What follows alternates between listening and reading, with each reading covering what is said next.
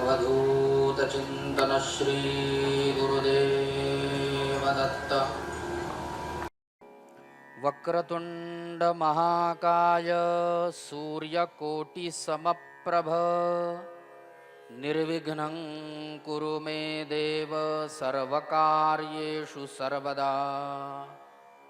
गणनाथ सरस्वती रविशुक्रो बृहस्पतिः पंचैतान् संस्मरे नित्यं वेदवाणी प्रवर्तते। गुरुर्ब्रह्मा गुरुर्विष्णुः गुरुर्देवो महेश्वरः गुरुः साक्षात् परं ब्रह्म तस्मै श्री गुरवे नमः। सर्वमंगलमांगल्ये शिवे सर्वार्थसाधिके शरण्ये त्र्यंबके गौरी नारायणि नमोस्तुते। नमस्ते शारदे देवी सरस्वती मतिप्रदे वसत्वं मम जिह्वाग्रे सर्वविद्याप्रदा भव। आपादमौलिपर्यन्तं गुरूणामाकृतिं स्मरेत् तेन विघ्नाः प्रणश्यन्ति सिद्ध्यन्ति च मनोरथाः। वरदमूर्ति श्रीमन्महागणाधिपतये नमः। श्रीगुरुभ्यो नमः। श्रीकुलदेवतायै नमः। श्रीसरस्वत्यै नमः। अवधूतचिन्तन श्री गुरुदेव दत्त। जय जय रघुवीर समर्थ गोपाल कृष्ण भगवान की जय। दिगंबरा दिगंबरा श्रीपादवल्लभ दिगंबरा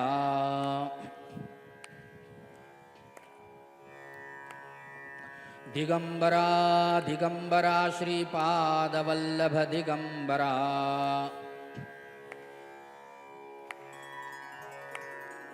दिगंबरा दिगंबरा श्रीपादवल्लभ दिगंबरा।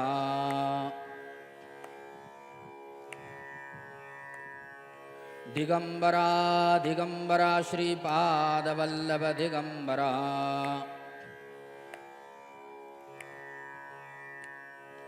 दिगंबरा दिगंबरा श्रीपादवल्लभ दिगंबरा।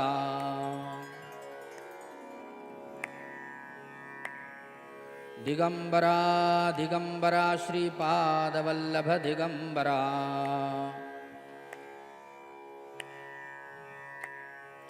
अवधूतचिन्तन श्री गुरुदेव दत्त। वंशी विभूषितकरान्नवनीरदाभात् पीताम्बरादरुणबिम्बफलाधरोष्ठात् पूर्णेन्दुसुन्दरमुखादरविन्दनेत्रात् कृष्णात् परं किमपि तत्त्वमहं न जाने। नमोऽस्तु ते व्यासविशालबुद्धे फुल्लारविन्दायतपत्रनेत्र येन त्वया भारततैलपूर्णः प्रज्वालितो ज्ञानमयः प्रदीपः। यं प्रव्रजन्तमनुपेतमपेतकृत्यं द्वैपायनो विरहकातर आजुहाव। पुत्रेति तन्मयतया तरवोऽभिनेदुः तं सर्वभूतहृदयं मुनिमानतोऽस्मि। योऽन्तः प्रविश्य मम वाचमिमां प्रसुप्तां सञ्जीवयत्यखिलशक्तिधरस्वधाम्ना। अन्यांश्च हस्तचरणश्रवणत्वगादीन् प्राणान् नमो भगवते पुरुषाय तुभ्यं। मूकं करोति वाचालं पङ्गुल्लङ्घयते गिरिं यत्कृपातमहं वन्दे परमानन्दमाधवम्। काषाय वस्त्रं करदण्डधारिणं कमण्डलुं पद्मकरेण शङ्खं चक्रं गदाभूषितभूषणाढ्यं श्रीपादराजं शरणं प्रपद्ये। अवधूतचिन्तन श्रीगुरुदेव दत्त गोपाल कृष्ण भगवान की जय। जय जय रघुवीर समर्थ।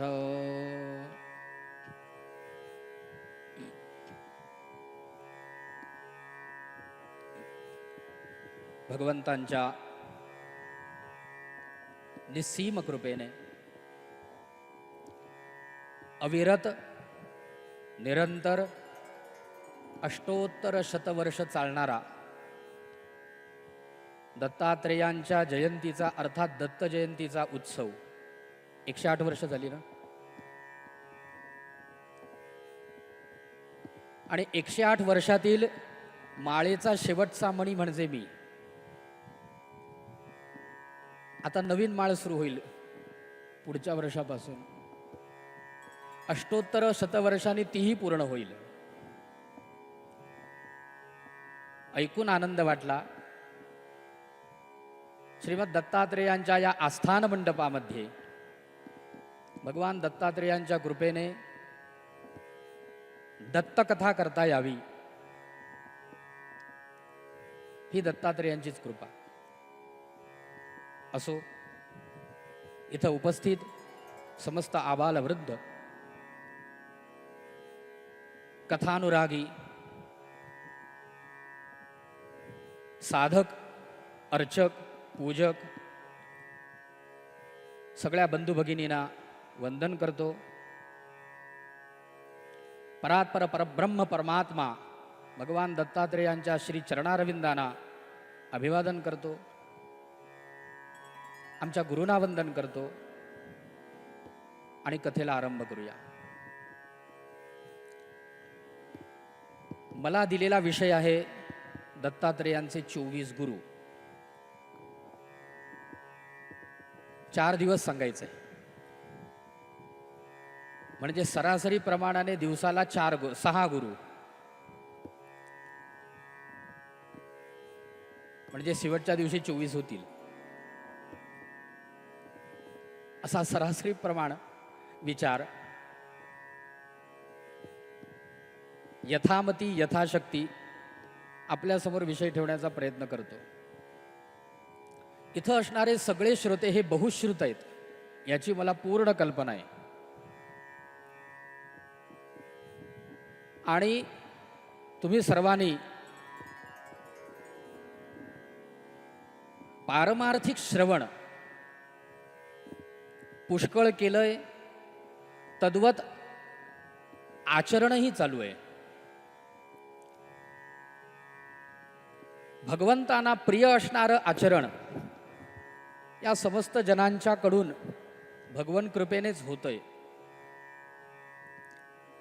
अशा लोकांना उपदेश तो कसला करावा, त्यामुळे मी उपदेशकाच्या भूमिकेमध्ये इथे बसलेलो नाही। मी इथं बसलोय हा दुकानदाराच्या हमालाच्या भूमिकेमध्ये बसलेलो आहे। तुम्ही सगळे दुकानदार आहेत ना, दुकान, आणि मी हमाल आहे। मी माल भरेन, तुम्ही तुमच्या दुकानात साठवून घ्या। परमार्थामध्ये जीवनाची इति कर्तव्यता ही आपल्याला श्रवणानेच प्राप्त होते। भगवत दर्शनाकरिता म्हणून एकमेव प्रमाण आहे। जगामध्ये दिसणाऱ्या गोष्टी आपल्याला दिसतात हे प्रत्यक्ष प्रमाण आहे, बरं का, प्रत्यक्ष दिसतात। काही गोष्टी दिसत नाहीत म्हणून त्यांचं अनुमान करावं लागतं। अनुमानाने काही गोष्टी कळतात। येईल हा विषय सगळा पुढे। बरं, ज्या गोष्टी अनुमानानेही कळत नाहीत त्यांचं उपमान करावं लागतं, म्हणजे उपमान करून काही गोष्टींचं ज्ञान केलं जातं। एखादा लहान मुलगा असेल, अगदी छोटा मुलगा 4-5 वर्षाचा, आणि त्याने कधी बैल पाहिला नाही। आता त्याला बैल या वस्तूचं ज्ञान करून द्यायचंय, तर त्याला कसं बरं करून दिलं जाईल? मग जे वृद्ध लोक असतात म्हणजे आजोबा वगैरे, ते त्या मुलाला सांगतात, अरे बाहेर तिकडं माळावरती बैल चरतोय, त्या बैलाला घेऊन ये. गवयम आनय, बैलाला घेऊन ये. संस्कृत वाक्य गवयम आनय, बैल घेऊन ये. तो विचार करतोय गवय बैल, बैल कसा असतो. म्हणून आजोबांनी त्याला वर्णन करून सांगितलं, गो सदृशो गवया, गायी सारखा बैल असतो. आजोबांनी वर्णन केलं. याला उपमिती सांगायचंय बरं का, उपमान.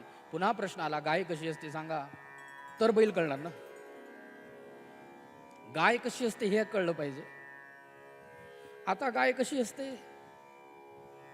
म्हशीसारखी गाय असते, बरोबर की नाही. काही लक्षण चुकलं तर सांगा बरं का. म्हशीसारखी गाय असते, बरोबर. आता इथं बसलेल्या श्रोत्यांनी म्हैस पण बघितली, गाय पण बघितली. माझा एक प्रश्न आहे श्रोत्यांना, गाय आणि म्हैस याच्यात फरक काय. म्हैस आणि गाय याच्यात फरक काय, काही माहिती आहे का कोणाला. मी ट्युशन घेत नाही बरं का, आम्ही उपदेशकही नाही, आधीच सांगितलं. याच्यात फरक काय लक्षात घ्या. प्रत्यक्ष, अनुमान, उपमान आणि शब्दापर्यंत आपल्याला पोचायचं. 4 प्रमाणं सांगितलेली आहेत. मधली प्रमाणं आपण गाळून टाकू. 5-6 प्रमाणं येतात बरं का. न्यायशास्त्राच्या दृष्टीने 4 येतात, मीमांसकांच्या दृष्टीने 6 येतात. असो, आपण मधली गाळू. मग गाय आणि म्हैस याच्यात फरक काय, तर त्याचं उत्तर आहे बघा. निरीक्षण, इथून पुढे निरीक्षण करायचं आहे आपल्याला. तर आपल्याला गाय आणि म्हैस ओळखता येते, पण ही गाय कशावरून आणि ही म्हैस कशावरून, असे प्रश्न येतात ना. आणि त्याला उत्तर दिलंय, सासनादिमत्वम शृंगित्वम गोत्वम. गायीचं लक्षण केलं. सासनादिमत्वम म्हणजे ज्याच्या मानेखाली पोळी असते, मांसल भाग असतो, ती गाय. आणि तदविरहित असतो आणि दूध देणारा प्राणी. शृंगित्व, शृंग आहेच. समजा सासनादिमत्वम एवढंच लक्षण केलं तर हे लक्षण सरड्यावरती पण जाऊ शकतं बरं का. कारण सरड्याच्या मानेखाली सुद्धा पोळी असते, म्हणून सरडा सुद्धा त्या लक्षणात येऊ शकतो. त्याची निवृत्ती करण्याकरिता शृंगित्वम, त्याला शिंग दिली. ज्याच्या मानेखाली पोळी आहे, शिंग आहे, आणि जो प्राणी दूध देतो ती गाय. आणि म्हशीच्या मानेखाली पोळी नसते बरं का, हा फरक आहे, लक्षात घ्या. गाय आणि म्हैस यातला फरक. म्हणून प्रवचन ऐकायची असतात, बऱ्याच गोष्टी कळून जातात.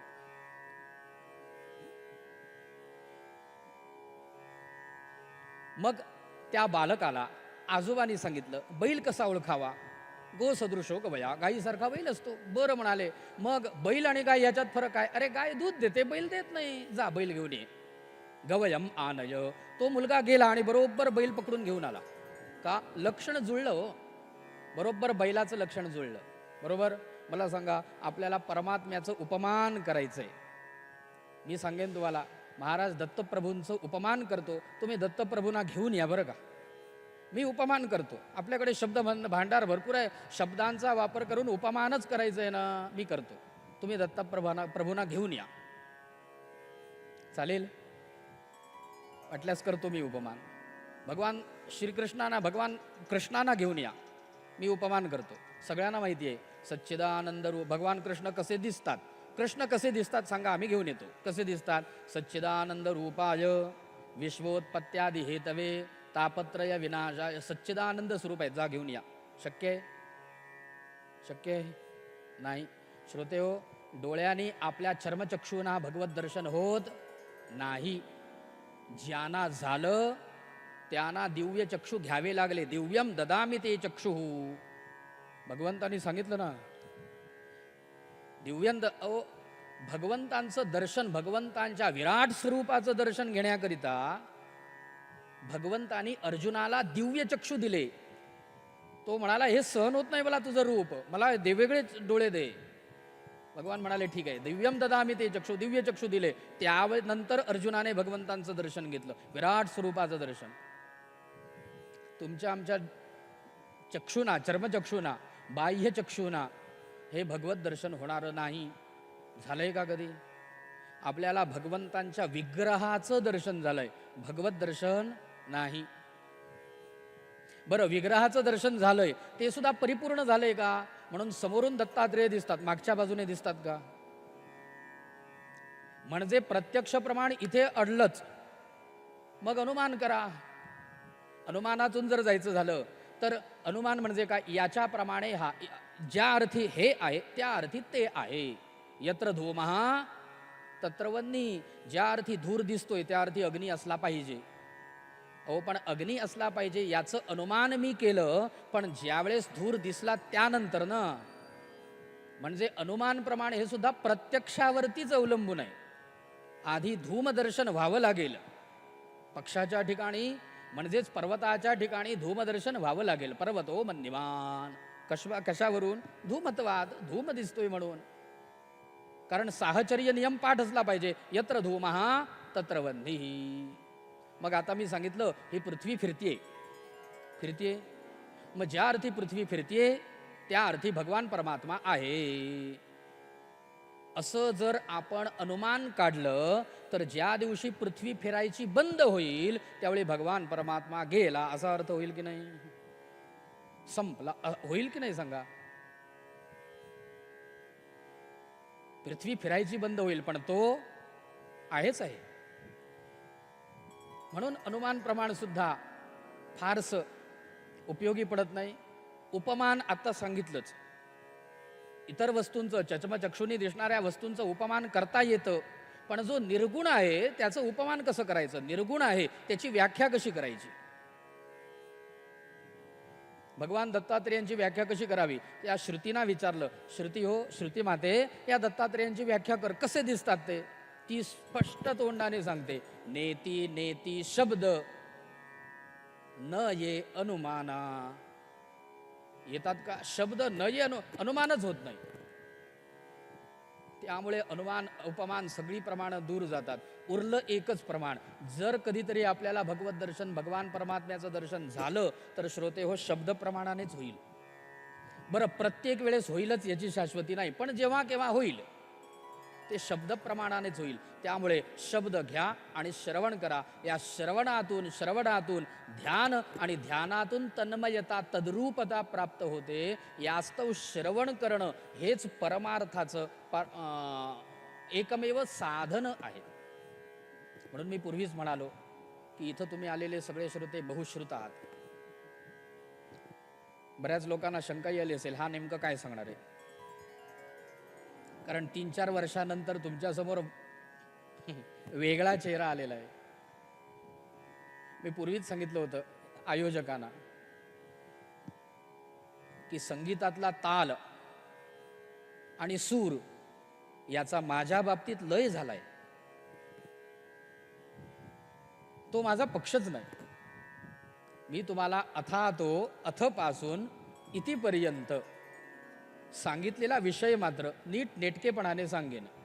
मध्ये विनोद असतील याची शाश्वती नाही. हां, श्रोत्यांना शयनाला चांगला अवकाश मिळेल याची शाश्वती निश्चित देईन.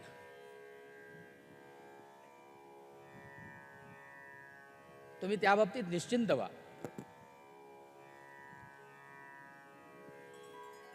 पण संगीत वगैरे हा माझा विषय नाही, क्षमा असावी. आणि अत्यंत नम्रतेने सांगतो, कदाचित आमच्या कुंडलीमध्ये तो विषय होता असेल सुद्धा. नाही बाबा, याला संगीताचं ज्ञान होईल, पण ज्यावेळेस केलं पाहिजे त्यावेळी कळलं नाही. आता राहून गेलं.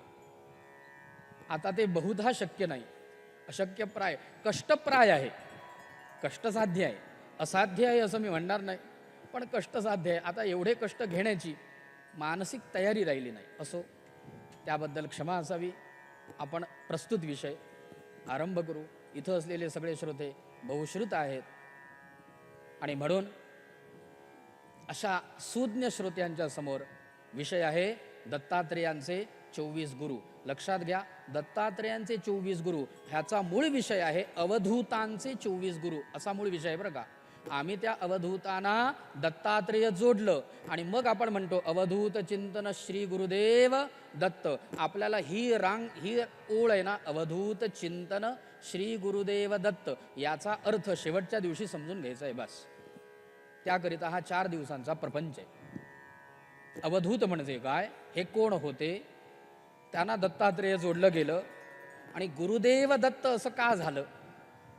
अहो, ज्यांनी स्वतः 24 गुरु गेले आणि तो 25वा गुरु होऊन जगताच्या समोर आला, म्हणून आम्ही त्यांना गुरु मानतो. अशा दत्तात्रेयांचं मूळ चरित्र आपल्याला बघायचंय. भगवंतांच्या कृपेने आपल्या समोर मांडतो. श्रोतेहो, दत्तात्रेयांचे 24 गुरु हा विषय अनेक ग्रंथांमध्ये आलेला आहे. टेंबेस्वामी रचित परमपूज्य परिव्राजकाचार्य थोरले स्वामी अर्थात टेंबेस्वामी यांनी रचलेल्या दत्तपुराणामध्ये आलेला आहे.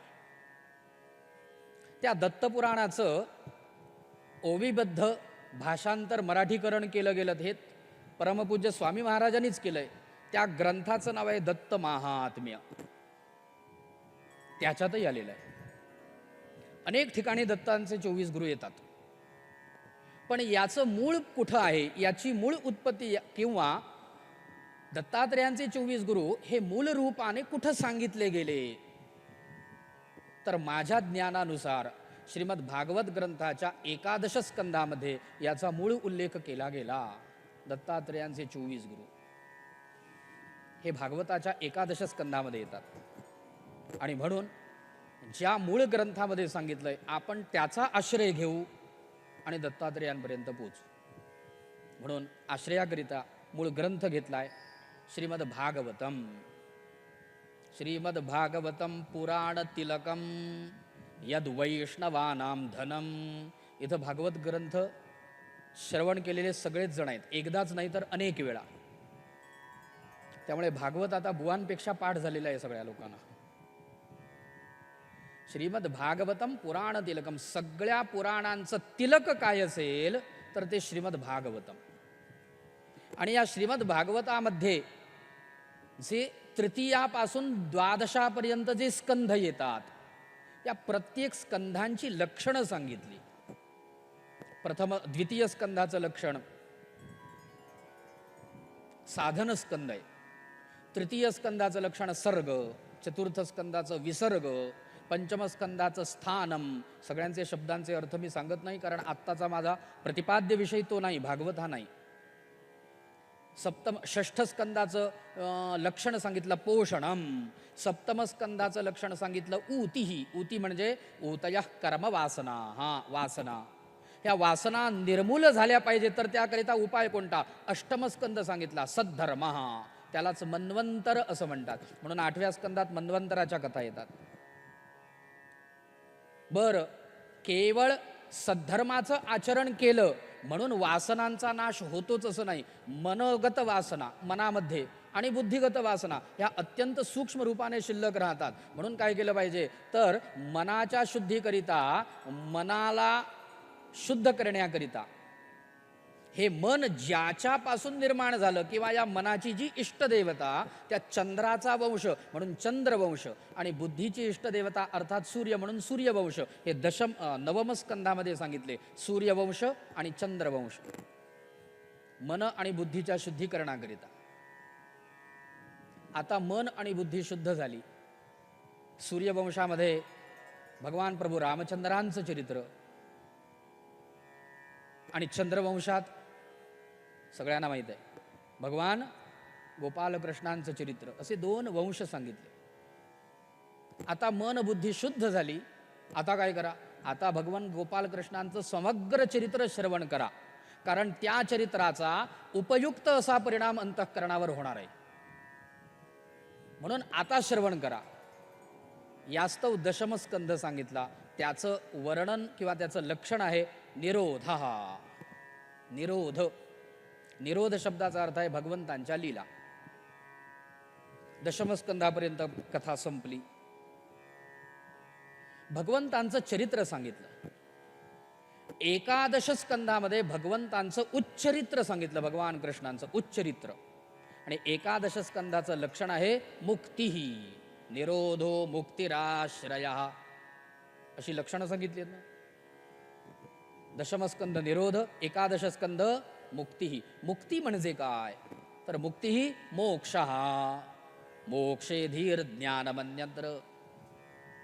मोक्ष म्हणजे ज्ञान, ज्ञानप्राप्ती, कारण ज्ञानातूनच कैवल्य प्राप्ती होते. ज्ञानादेव तू कैवल्यम, ज्ञानाने कैवल्य प्राप्ती होते. म्हणून ज्ञानप्राप्ती करून घेणं, त्यातून मोक्षप्राप्ती आहे. यास्तव एकादश स्कंद हा संपूर्ण स्कंद ज्ञानस्कंद आहे. भगवंताने उद्धवाला केलेला ज्ञानाचा उपदेश म्हणजे एकादश स्कंद. 31 अध्यायांचा स्कंद आहे. त्यापैकी पहिले 5 अध्याय विषय वेगळा आहे, पुढचे 24 अध्याय विषय वेगळा आहे आणि शेवटचे 2 अध्याय विषय वेगळा आहे. पहिल्या 5 अध्यायांमध्ये अज्ञान, अस्मिता, राग, द्वेष आणि अभिनिवेश या पंचपर्वा अविद्येचं वर्णन केलेलं आहे. आणि या अविद्येतून बाहेर पडण्याकरिता, या पंचपर्वा अविद्येतून बाहेर पडण्याकरिता त्यांनी उपाय सांगितले. लक्षात घ्या, अज्ञान तुमच्या आमच्याकडे आहे,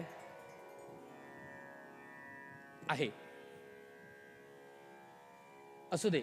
त्या अज्ञानाला जोडून आपल्याकडे अज्ञान आहे एवढं तरी ज्ञान आहे, पण अज्ञान आहे, आपण अज्ञानी आहोत. अज्ञान, अस्मिता, अहम अस्मी इति भावः, अस्मिता आहे. महाराष्ट्राचा गुळगुळीत शब्द अस्मिता, असा घासून घासून गुळगुळीत झालेला अस्मिता. मराठी लोकांची अस्मिता, मराठी अस्मिता ऐकलेले असतील सगळे शब्द. आता पेपर वाचन कमी झालंय, पण निदान टी व्हीवरती किंवा यूट्यूबवरती चॅनलवरती कधीतरी हे शब्द बऱ्याच वेळ ऐकलेत. अज्ञान, अस्मिता, राग. राग या शब्दाचा अर्थ विषय वस्तूंवरती, विषयांवरती अत्यंत प्रेम असणं, राग. द्वेष म्हणजे एखाद्या विषयाबाबतीत किंवा एखाद्या व्यक्तीबाबतीत आपल्याला द्वेष निर्माण होणं, द्वेष. आणि अभिनिवेश या शब्दाचा अर्थ आहे मृत्यूची भीती. आहे की नाही आपल्याकडे मृत्यूची भीती? ह्या 5 अविद्या आहेत, किंवा हे 5 पातंजल योगशास्त्रानुसार विचार केला तर आपल्याकरिता क्लेश आहेत. क्लेश, हे क्लेश दूर करण्याकरिता उलट्या क्रमाने यावं लागतं, व्युत्क्रमाने यावं लागतं. आधी अभिनिवेश दूर करायचा म्हणजे मृत्यूची भीती घालवायची, त्यानंतर द्वेष घालवायचा, त्यानंतर एखाद्या वस्तूबद्दल वाटणारं प्रेम दूर करून टाकायचं, त्यानंतर अस्मिता घालवायची, त्यानंतर अज्ञान संपवायचं. जर आधीच अज्ञान संपलं तर अज्ञान मूलक असणारे हे जे सगळे विषय आहेत हे सर्वथा संपतीलच नाही, कारण अज्ञान सर्वथा जात नाही, जात नाही. अज्ञानाचा विनाश सहसा होत नाही. म्हणून परंपरेने अनुक्रमाने हे विषय सगळे बंद करायचे, घालवायचे, दूर करायचे आणि मग अज्ञानाची निवृत्ती करायची. हे पहिल्या 5 अध्यायामध्ये सांगितलं. आणि 6व्या अध्यायापासून पुढे 24 अध्यायापर्यंत येणारं अत्यंत दिव्य चरित्र म्हणजे दत्तात्रेयांचे गुरु अवधूत चरित्र. यापैकी 3 अध्याय हे दत्तात्रेयांचे 24 गुरु सांगितले. असो, जवळजवळ भागवताची समरी झाली, इथपर्यंत आपण आलोय. आता इथून पुढं या विषयाला नेमकी सुरुवात कुठून झाली, दत्तात्रेयांचे 24 गुरु कोणी सांगितले, कोणाला सांगितले आणि कशाकरिता सांगितले, याचं कारण काय, तर त्याचं उत्तर देतायत. काय झालं होतं, भगवान गोपाल कृष्णाने अनेक प्रकारची चरित्र केली. पूतनेपासून अगदी द्विविधापर्यंत अनेक धेंडांचा स्वतःच्या हाताने नाश केला. उरलेला भूभार हरण करण्याचं कार्य भगवान गोपाल कृष्णाने अर्जुनाच्या करवी, पांडवांच्या करवी महाभारत युद्धामध्ये केलं. भूभार हरणाचं सगळं त्याकरिताच अवतरित झाले होते ना. भगवंतांच्या अवताराचं कारण काय, परित्राणाय साधूनाम आणि विनाशायच दुष्कृताम. मला एक सांगा, भगवान सज्जनांच्या रक्षणाकरिता येतात बरं का, आणि दुर्जनांच्या नाशाकरिता येतात. मला एक सांगा, आत्ता भगवान इथं यावेत असं आपल्याला वाटतंय का? माझा प्रश्न चुकीचा आहे? भगवान इथं यावेत असं वाटतंय का? जर वाटत असेल तर एकतर आपण सज्जन झालं पाहिजे किंवा दुर्जन झालं पाहिजे, बरोबर की नाही? कारण सज्जनांच्या रक्षणाकरिता येणार किंवा दुर्जनांच्या विनाशाकरिता. मी म्हणतो दुर्जन झाल्यानंतर विनाशाकरिता का होईना पण येतील की नाही? येतील हो. एकतर सज्जन झालं पाहिजे किंवा दुर्जन झालं पाहिजे. नारद मुनी सांगतायत सज्जनापेक्षा दुर्जनांचा उद्धार करण्याकरिता तो पळत येतो, लवकर येतो. सज्जनांना बरीच ओढाताण करावी लागते. कशावरून? कशावरून? त्याचं उत्तर सांगतो तुम्हाला. दशमस्कंधामध्ये हा विषय येतो, सप्तमस्कंधामध्ये थोडासा येतो. काय झालं होतं? युधिष्ठिराने राजसूय यज्ञ केला. आता राजसूय यज्ञ हा महाभारताच्या दृष्टीने कधीचा काळ आहे बघा, लक्षात घ्या. पुढं काय राज्यप्राप्ती होण्यापूर्वी राजसूय यज्ञ केला गेलाय. राजसूय यज्ञ केला आणि या राजसूय यज्ञामध्ये अग्रपूजा कोणाची करावी असा प्रश्न निर्माण झाला. सगळ्यांनी सांगितलं अग्रपूजा, नकुल सहदेव यांनी सांगितलं आपल्या गोपालकृष्णांची करा. युधिष्ठिराला शंका आली याचीच का? इथं भीष्माचार्य बसलेत, द्रोणाचार्य बसलेत, अनेक विद्वज्जन आहेत, विद्वान मंडळी आहेत, याचीच का अशी शंका युधिष्ठिराला आली. आणि म्हणून युधिष्ठिर नारदांकडे गेला आणि नारदांना विचारलं का हो अग्रपूजा कोणाची करावी? नारद मुनींनी सांगितलं अरे वेडा की खुळा, अरे साक्षात परब्रह्मलिंग तुझ्या घरात फिरतोय, नांदतोय, फिरतोय रे. साक्षात परब्रह्म परमात्मा तुझ्या घरामध्ये उष्टी काढतोय, तुझ्या घोड्यांना हरभरे देतोय, अर्जुनाचं कौतुक करतोय, शेणाचे गोळे फिरवतोय. कोण? भगवान कृष्ण. हा परब्रह्म परमात्मा आहे. नारदांनी सांगितलं अरे हाच परमात्मा, याची पूजा कर अग्रपूजा. श्रोतेहो लक्षात घ्या, युधिष्ठिराला आज कळलं की हा परमात्मा आहे. कळलं का? किती वर्ष जावी लागली? आज कळलंय. पण अग्रपूजेचा मान भगवंतांना मिळाला ही गोष्ट कळली आणि तो उठून उभा राहिला. कोण? शिशुपाल. नाव सुद्धा छान आहे की नाही? शिशुपाल. तो उठून उभा राहिला आणि त्याने भगवंतांना 100 शिव्या दिल्या. आता त्या शिव्या कोणत्या त्या मी सांगत नाही, कारण समजा त्या शिव्या मी इथं दिल्या आणि भगवान परमात्मा आले तर पुढची 3 दिवसाची प्रवचनं राहतील, बरोबर?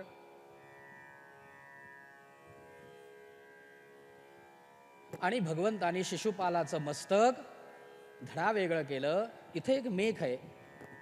शिशुपालाच्या शरीरातून आलेली प्राणज्योत, शिशुपालाची प्राणज्योत सर्वांच्या देखत भगवंतांमध्ये प्रविष्ट झाली. मला सांगा, उद्धार पहिला सज्जनाचा झाला की दुर्जनाचा झाला? सांगा बरं. झाला दुर्जनाचा. आता आपण ठरवा, आपण पहिलं काय व्हायचंय, सज्जन की दुर्जन?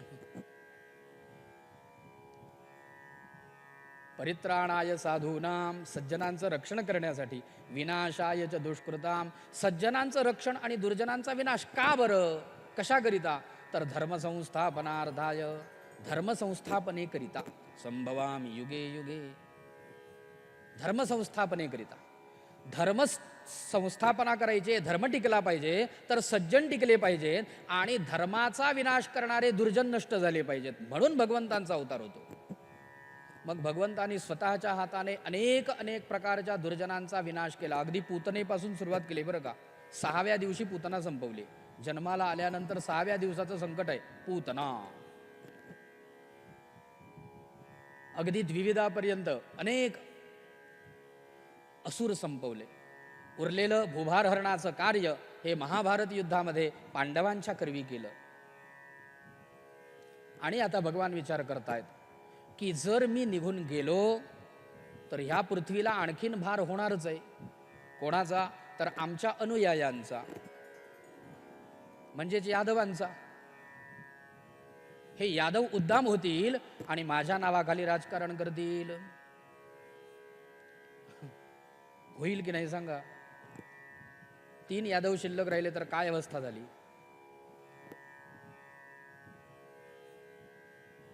म्हणून भगवान विचार करतात करावं काय.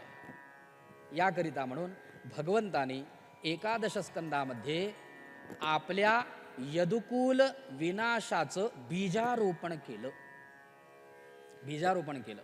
प्रसंग असा घडला होता की हे यदुकुलातील वीर, यदुवीर, काही उद्दाम झालेले, स्वतःला शाण समजणारे, हे असेच फिरत फिरत क्रीडंतः, असे खेळता खेळता फिरता फिरता पिंडारक नावाच्या क्षेत्रामध्ये गेले.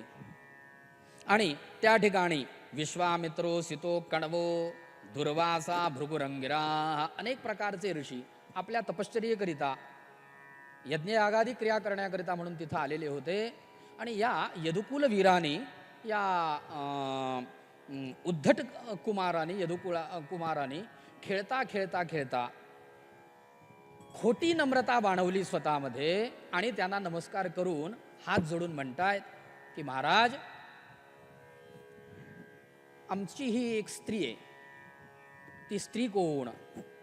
तर भगवान परमात्म्यांची दुसरी पत्नी जांबवती.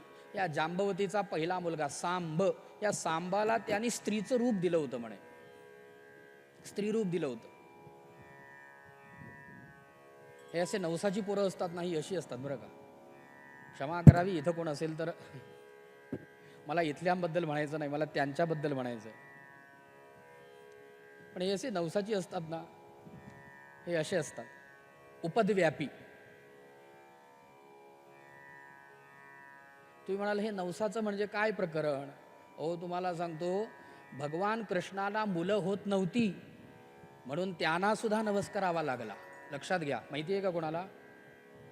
नाही ना. भगवान कृष्णाला मुलं होत नव्हती म्हणून त्यांना सुद्धा नवस करावा लागला. प्रारब्ध कोणालाही टळत नाही. वर्णन सांगतो, श्लोक सांगतो तुम्हाला, मग लक्षात येईल. भगवंतांची पहिली पत्नी आहे रुक्मिणी. 10 मुलगे आणि 1 मुलगी झाली. त्यांची दुसरी बरं, सगळ्या पत्न्यांना म्हणजे 16,108 पत्न्यांना प्रत्येकीला 10 मुलगे आणि 1 मुलगी. बरं का, गुणिले 16,108 मोजलात का? परत त्यांची नातवंड होतीच, पंतवंड होती. म्हणजे यदुकुळाचा परिवार केवढा होता, म्हणजे भूमीला केवढा भार होईल याची कल्पना येण्याकरिता बोलतोय मी. इथे असं वर्णन आहे की द्वारकेमध्ये या यदुकुळातील सगळ्या यादव कुमारांना शिकवण्याकरिता 3 लाख शिक्षक होते. 3 लाख. आता एका शिक्षकाकडे 35 मुलं दिली तरी गुणिले 3 लाख करायला पाहिजेत. एवढे शिक्षक. केवढा गोतावळा होता बघा भगवंतांचा. पण त्यापैकी जी दुसरी होती जांबवती, हिला मुलं होत नव्हती. अनेक प्रयत्न झाले. सगळ्यात प्रथम ज्योतिषी झाले, हकीम झाले, वैद्य झाले, डॉक्टर झाले, युनानी औषधं झाली. माणसाचा एक स्वभाव असतो की नाही, आधी बाह्य सगळ्या गोष्टी करायच्या आणि मग देवपूजेला लागायचं. सत्यनारायण केले, कारण हे संतती देणारं व्रत आहे ना. संतती देणारे हे व्रत कलियुगामध्ये, कलियुगाकरिता सांगितलंय. सांगण्याचा तात्पर्यार्थ एवढाच आहे की अनेक प्रकारचे उपाय झाले, शेवटी संतती होईना. म्हणून भगवंताने, भगवान शंकरांना, भगवान कृष्णाने म्हणजेच भगवान हरीने भगवान हराना नवस केला, शंकरांना नवस केला, शिवनवस केला की हे भगवंता, मला या जांबवतीला सत्पुत्र व्हावा. मी तुला आजपासून दररोज 1000 कमलपुष्प समर्पण करेन. आणि सहस्र कमलपुष्प समर्पणाचा संकल्प झालाय. आणि भगवान कृष्ण दररोज भगवान शिवांना 1000 कमलपुष्प समर्पण करायचे बरं का. 1000 असे दिवसेंदिवस चाललेत. हरिहरांची पूजा सुरू झाली. हरीने केलेली हरांची पूजा, म्हणून तो हरिहरेश्वर. हरीने केलेला हर आणि तुम्हाचा आमचा ईश्वर. पूजा सुरू झाली आणि एक दिवस भगवान शंकर प्रसन्न झाले. बघू तरी हा आपली पूजा आपली अर्चना करतोय, हा किती निष्णात आहे, आपण बघूया. परीक्षा करण्याकरिता म्हणून तिथं असणाऱ्या 1000 फुलांच्या संचयातील एक फुल भगवान शंकराने काढून दडवून ठेवलं, लपवून ठेवलं. श्लोक सांगणार आहे बरं का, माझ्या मनाची काल्पनिक कथा नाहीये. एक फूल काढून बाजूला ठेवलं आणि इकडे शंकरांच्या पूजेला भगवान विष्णू कृष्ण भगवान परमात्मा फुलं वाहतायत. शेवट झालं. 9,999 फुलं वाहून झाली. एक फुल कमी पडलं. आता भगवान विष्णू अर्थात कृष्ण विचार करतायत, अरे बापरे, एक फूल बंद कमी पडलं म्हणजे माझ्या पूजनेमध्ये माझ्या संकल्पामध्ये व्यत्यय आला. आता जर उठून फूल आणण्याकरिता जावं तर भगवान शंकरांच्या पूजेचं असं वैशिष्ट्य आहे की पूजा करायला आरंभ केल्यानंतर मध्ये व्यत्यय त्यांना चालत नाही बरं का. कारण त्यांनी एकदा डोळे बंद केले की आता उद्या मध्ये थांबायचं नाही.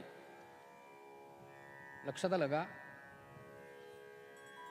हो. तो नित्य निरंतर समाधी अवस्थेमध्ये जाणारा महात्मा आहे, महादेव. आता उद्या थांबावं लागेल. म्हणून भगवान शंकरांची पूजा करत असताना नियम लक्षात घ्या. धूप दीप करण्यापूर्वी नैवेद्य समोर ठेवावा लागतो. कारण त्यांना क्षणभराची सुद्धा उसंत चालत नाही. एका मागोमाग एक उपचार कायम चालू राहिले पाहिजे. देवाला सांगावं की देवा जरा नैवेद्य घरी राहिलाय घेऊन येतो, चालत नाही, येतानाच घेऊन ये. भगवान कृष्णांचं तसं नाही. त्यांना सांगितलं देवा नैवेद्य राहिलाय हो, घेऊन येऊ का. भगवान कृष्ण सांगतील शिक्षा म्हणून जास्त घेऊन ये, वाटीभर आणशील दूध, चालणार नाही. फरक आहे. म्हणून भगवान कृष्णाने विचार केला आता काय करावं, फूल कसं व्हावं, पूजेनेमध्ये अंतर येईल. आणि म्हणून भगवंतानी आपल्याकडे एरवी तेरवी म्हणाले कमळं भरपूर आहेत. मी कृष्णांच्या कमळांबद्दलचा विचार करतोय. बरीच आहेत कमळं आपल्याकडे, आपण एक त्यातलंच कमळ व्हावं म्हणून भगवंतानी आपल्या डोळ्यामध्ये हात घातला आणि आपला डोळा खेचून काढला भगवान कृष्णाने आणि तो शंकरांच्या चरणावरती समर्पण केला. भगवान शंकर म्हणतात अहो देवा काय चाललंय, डोळा कशाला काढलात. भगवान म्हणाले एरवी तेरवी आमच्या सगळ्या अवयवांना भक्तांनी कमळाचीच उपमा दिली ना. नेत्र कमल, कर कमल, मुख कमल, घ्या तुम्हाला नेत्र कमल, पण माझी पूजा पूर्ण होऊ देत. आता श्लोक सांगू. यदे कोने तस्मिन निजमुदहरन् नेत्र कमलम. कळला. गतो भक्त्युद्रेकः परिणतिमसौ चक्रवपुषा. श्लोकाचा आरंभ विसरलो असो, कोणाला आठवत असेल तर बघा. सहस्र कमल बलिमादाय पदयो. काहीतरी सुरुवात आहे, बऱ्याच लोकांना पाठ असेल. त्यातलं यद एक ऊने तस्मिन, त्यातलं एक कमी पडलं. एक ऊने तस्मिन, एक ऊन झालं म्हणजे कमी पडलं. म्हणून त्याने निज मुद हरण नेत्र कमलम, हरण आपलं नेत्रकमल खेचून काढलं आणि समर्पण केलं. भगवान शंकर प्रसन्न झाले. सांगा काय पाहिजे. काय नाही हो, माझ्या या पत्नीला मुलगा झाला पाहिजे. भगवान शंकर म्हणाले तथास्तु. 10 मुलं होतील. आता भगवंतांच्या कृपेने झालेला मुलगा, भगवान शंकरांच्या कृपेने झालेला मुलगा, म्हणून त्या मुलाचं नाव ठेवलं सांब. नवसाचा होता की नाही. आपला मुद्दा इथून पुढे सुरू. या सांबाला त्यांनी स्त्रीचं रूप दिलं आणि हे सगळे कृष्णकुमार त्या सगळ्या ऋषींच्या समोर, पिंडारक क्षेत्राच्या समोर आले तिथं आणि त्या ऋषींना विचारतायत की आमची ही स्त्री आहे, यम प्रष्टुम लज्जती, प्रष्टुम विलज्जती, ही विचारायला लाजतीये, शरमले विचारी, ही गरोदर आहे, त्यामुळे हिला सांगा तुम्ही अमोघ दर्शन आहात, तुम्ही त्रिकालदर्शी आहात, सांगा या स्त्रीला मुलगा होईल की मुलगी होईल? नारद मुनी आले.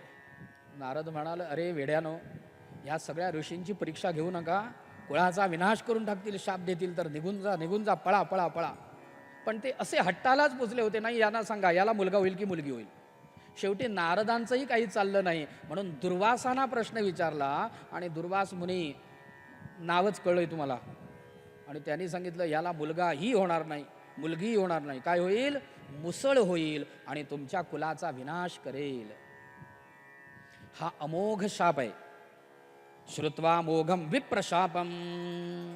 ब्राह्मणांचा शाप. घाबरले होते सगळे, आणि घाबरल्यानंतर लगेच तिची वस्त्र फेडली, तर खरोखरच पोटातून एवढं लांबच्या लांब मुसळ खाली पडलं आणि अत्यंत घाबरले. श्रुत्वा मोघम विप्रशापम दृष्ट्वाच मुसलम नृप विस्मिता भयसंत्रस्ता बभूवुः द्वारकौकसः. ते द्वारकावकसः कृष्णकुमार अत्यंत भयभीत झाले. आता करावं काय? जर ही गोष्ट कृष्णांना सांगितली तर कुळाचा विनाश होण्यापूर्वी आमचा विनाश होईल, म्हणून देवांना काही सांगू शकत नाही. करावं काय? म्हणून त्यांनी ते मुसळ तोडलं, त्याचा भुगा केला, किशनीवरती किसलं आणि समुद्रात टाकून दिलं. पुढची कथा सगळ्यांना माहीत आहे. समुद्रामध्ये टाकून दिलं. ते समुद्रामध्ये टाकून दिलेलं ते तरलही तथा, ते असं तरळलं पाण्यावरती आणि किनाऱ्यावरती आलं. त्याला अंकुर फुटले आणि त्या अंकुरापासून एरका नावाची वनस्पती निर्माण झाली. त्यालाच लव्हाळ असं म्हणतात, वनस्पती. आता त्या मुसळाला एक लोखंडी कडं असतं बघा वरच्या बाजूला, त्याचं काय करावं? म्हणून त्यांनी ते घण घालून, घणाचे घाव घालून घालून त्याचा एक गोळा तयार केला आणि दूर समुद्रामध्ये फेकून दिलं. ते अत्यंत अगाध समुद्रामध्ये फेकून दिलं. ते म्हणे एका माशाने गिळलं. तो मासा एका कोळ्याला सापडला. भला मोठा मासा होता. कोळ्याने तो मासा कापला आणि कापलेल्या माशाच्या उदरामध्ये, पोटामध्ये तो लोखंडी तुकडा मिळाला. म्हणून काय असतं, असे जे कोळी लोक वगैरे असतात, अशा लोकांना असं काहीतरी विलक्षण सापडलं की ते देवकृपा, भगवत कृपा असं मानतात. आणि आपल्यावरती भगवंताची कृपा झाली, काहीतरी विलक्षण सापडलंय, म्हणून ही देवदत्त आपल्याकरिता काय गॉड गिफ्ट म्हणून ठेवून देतात हो मंदिरात, देवखोलीत. याने जरा नावाचा व्याध आहे, त्याचं नाव जरा. त्याने तो लोखंडी गोळा काढला, घरी आणला. हो बरोबर. आणि त्याच्यापासून अत्यंत अणकुचीदार असा एक शर तयार केला, बाण तयार केला, सायक, आणि तो आपल्याकडे ठेवून दिला. का? तशाच प्रकारचं सावज सापडलं तर त्याच्याकरिता हा वापर करायचा, याचा विनियोग करायचा. आता हे सावज कोण समजलं का? त्याच्याच करिता हा उपयोगी पडला की नाही? हे चरित्र आहे हो देवाचं, हे कृष्ण चरित्र आहे, भगवंतांचं चरित्र. ठेवून दिला. आणि काही दिवस निघून गेले. भगवंतांना याची कणकण लागली.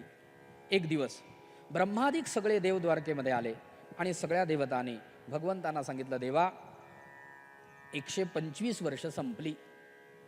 काळ लक्षात घ्या बरं का, इथं भागवतामध्ये स्पष्ट उल्लेख आहे. भगवंता 25 पंचविंशती अधिक 100 125 वर्ष संपली. तुम्ही ह्या भूभार हरणाकरिता म्हणून पृथ्वी तलावरती अवतरित झालात. तुमचं कार्य संपलंय. त्यामुळे देवा आता तुम्हाला तुमच्या निजस्थानाला, निजधामाला परत यायचंय. आम्ही वाट बघतोय बरं का तुमची, आम्ही वाट बघतोय देवा, आता चला. आणि भगवान म्हणाले, माझं कार्य संपलंय, मीही येतो. आणि भगवंताने आता निघून जाण्याची तयारी केली. श्रोतेहो, नीट लक्षात घ्या, याच्यातून एक गोष्ट आपल्याला शिकायची. आपल्याला दत्तात्रेयांचे 24 गुरु शिकायचे आहेत ना. गुरु याचा अर्थ त्याच्याकडून आपण काहीतरी घेणं, काहीतरी गुण आपण त्यातून घ्यायचं आहे. प्रत्येक कथेतून, प्रत्येक प्रसंगातून आपल्याला काहीतरी घ्यायचं आहे. प्रत्येक प्रसंग आपल्याला काहीतरी शिकवत असतो. घेणाऱ्याची बुद्धी पाहिजे. मी सहज विचार करता करता याच्यातून काय घेता येईल, तर त्याचं साधं सोपं उत्तर आहे, काम संपल्यानंतर अजिबात राहू नये. काम संपलं आणि जर आपण वेळ काढत राहिलो तर श्रोतेहो आपली किंमत कमी होते. त्यामुळे एखादी व्यक्ती कार्याकरिता म्हणून दुसऱ्या गावामध्ये गेली असेल, जाऊ दे, तो एक प्रवचनकार गावांतरी गेला असेल प्रवचन करण्याकरिता, काम संपलं की उठून निमूटपणे घरी निघून जावं. नाही, मी आता 4 दिवस थांबणार आहे, किंमत शून्य. होईल की नाही? प्रयोग करूया का? थांबू का 4 दिवस? त्यांना विचारतोय. बुवा, आज चपाती होती, 4 दिवस थांबलात ना, मऊ भात गिळा आणि चला. चेहरे बघून गंमत केली बरं का. काम संपल्यानंतर निघून जायचं, फार काळ रेंगाळत बसायचं नाही. प्रवचन संपल्यानंतर जाऊ नका, प्रसादाची व्यवस्था आहे, त्यानंतर जा. आणि भगवंताने तयारी केली, आपल्याला निघून जायचंय. आणि ही गोष्ट श्रोते हो, भगवंतांचा अत्यंत लाडका, भगवंतांचा सख्खा चुलत भाऊ, नातं पण सांगतो, सख्खा चुलत भाऊ. भागवतामध्ये असं वर्णन आहे, भगवान स्वतः म्हणतायत, हा जो आहे ना, हा मुलगा, हा माझ्यापेक्षा अणुमात्र सुद्धा कमी नाही, असा तो मुलगा होता. आणि त्याचं नाव होतं, भगवंतांसारखाच होता हो, अणुमात्र सुद्धा कमी नव्हतं, पण त्याचं नाव आहे योगायोगाने उद्धव.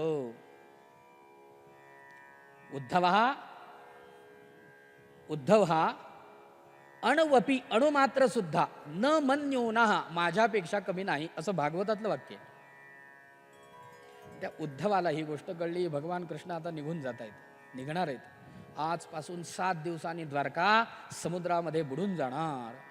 आणि म्हणून उद्धवाचे डोळे भरून आले. भरल्या डोळ्यांनी जड अंतःकरणाने पळत पळत पळत पळत भगवंतांकडे आलाय. कृष्णांना नमस्कार केला. कृष्णा, देवा निघालात, जायचंय, तुम्ही काहीतरी तयारी करताय असं मला दिसतंय. भगवंतांनी स्मितहास्य केलं. आता भगवान कृष्णांचं लक्षण सांगून ठेवतो बरं का, कधी येतील तुमच्या दारावरती रूप बदलून, शक्यता आहे. तुम्ही म्हणाल तथास्तु, हो हो, कधीतरी येतील, आहे शक्यता.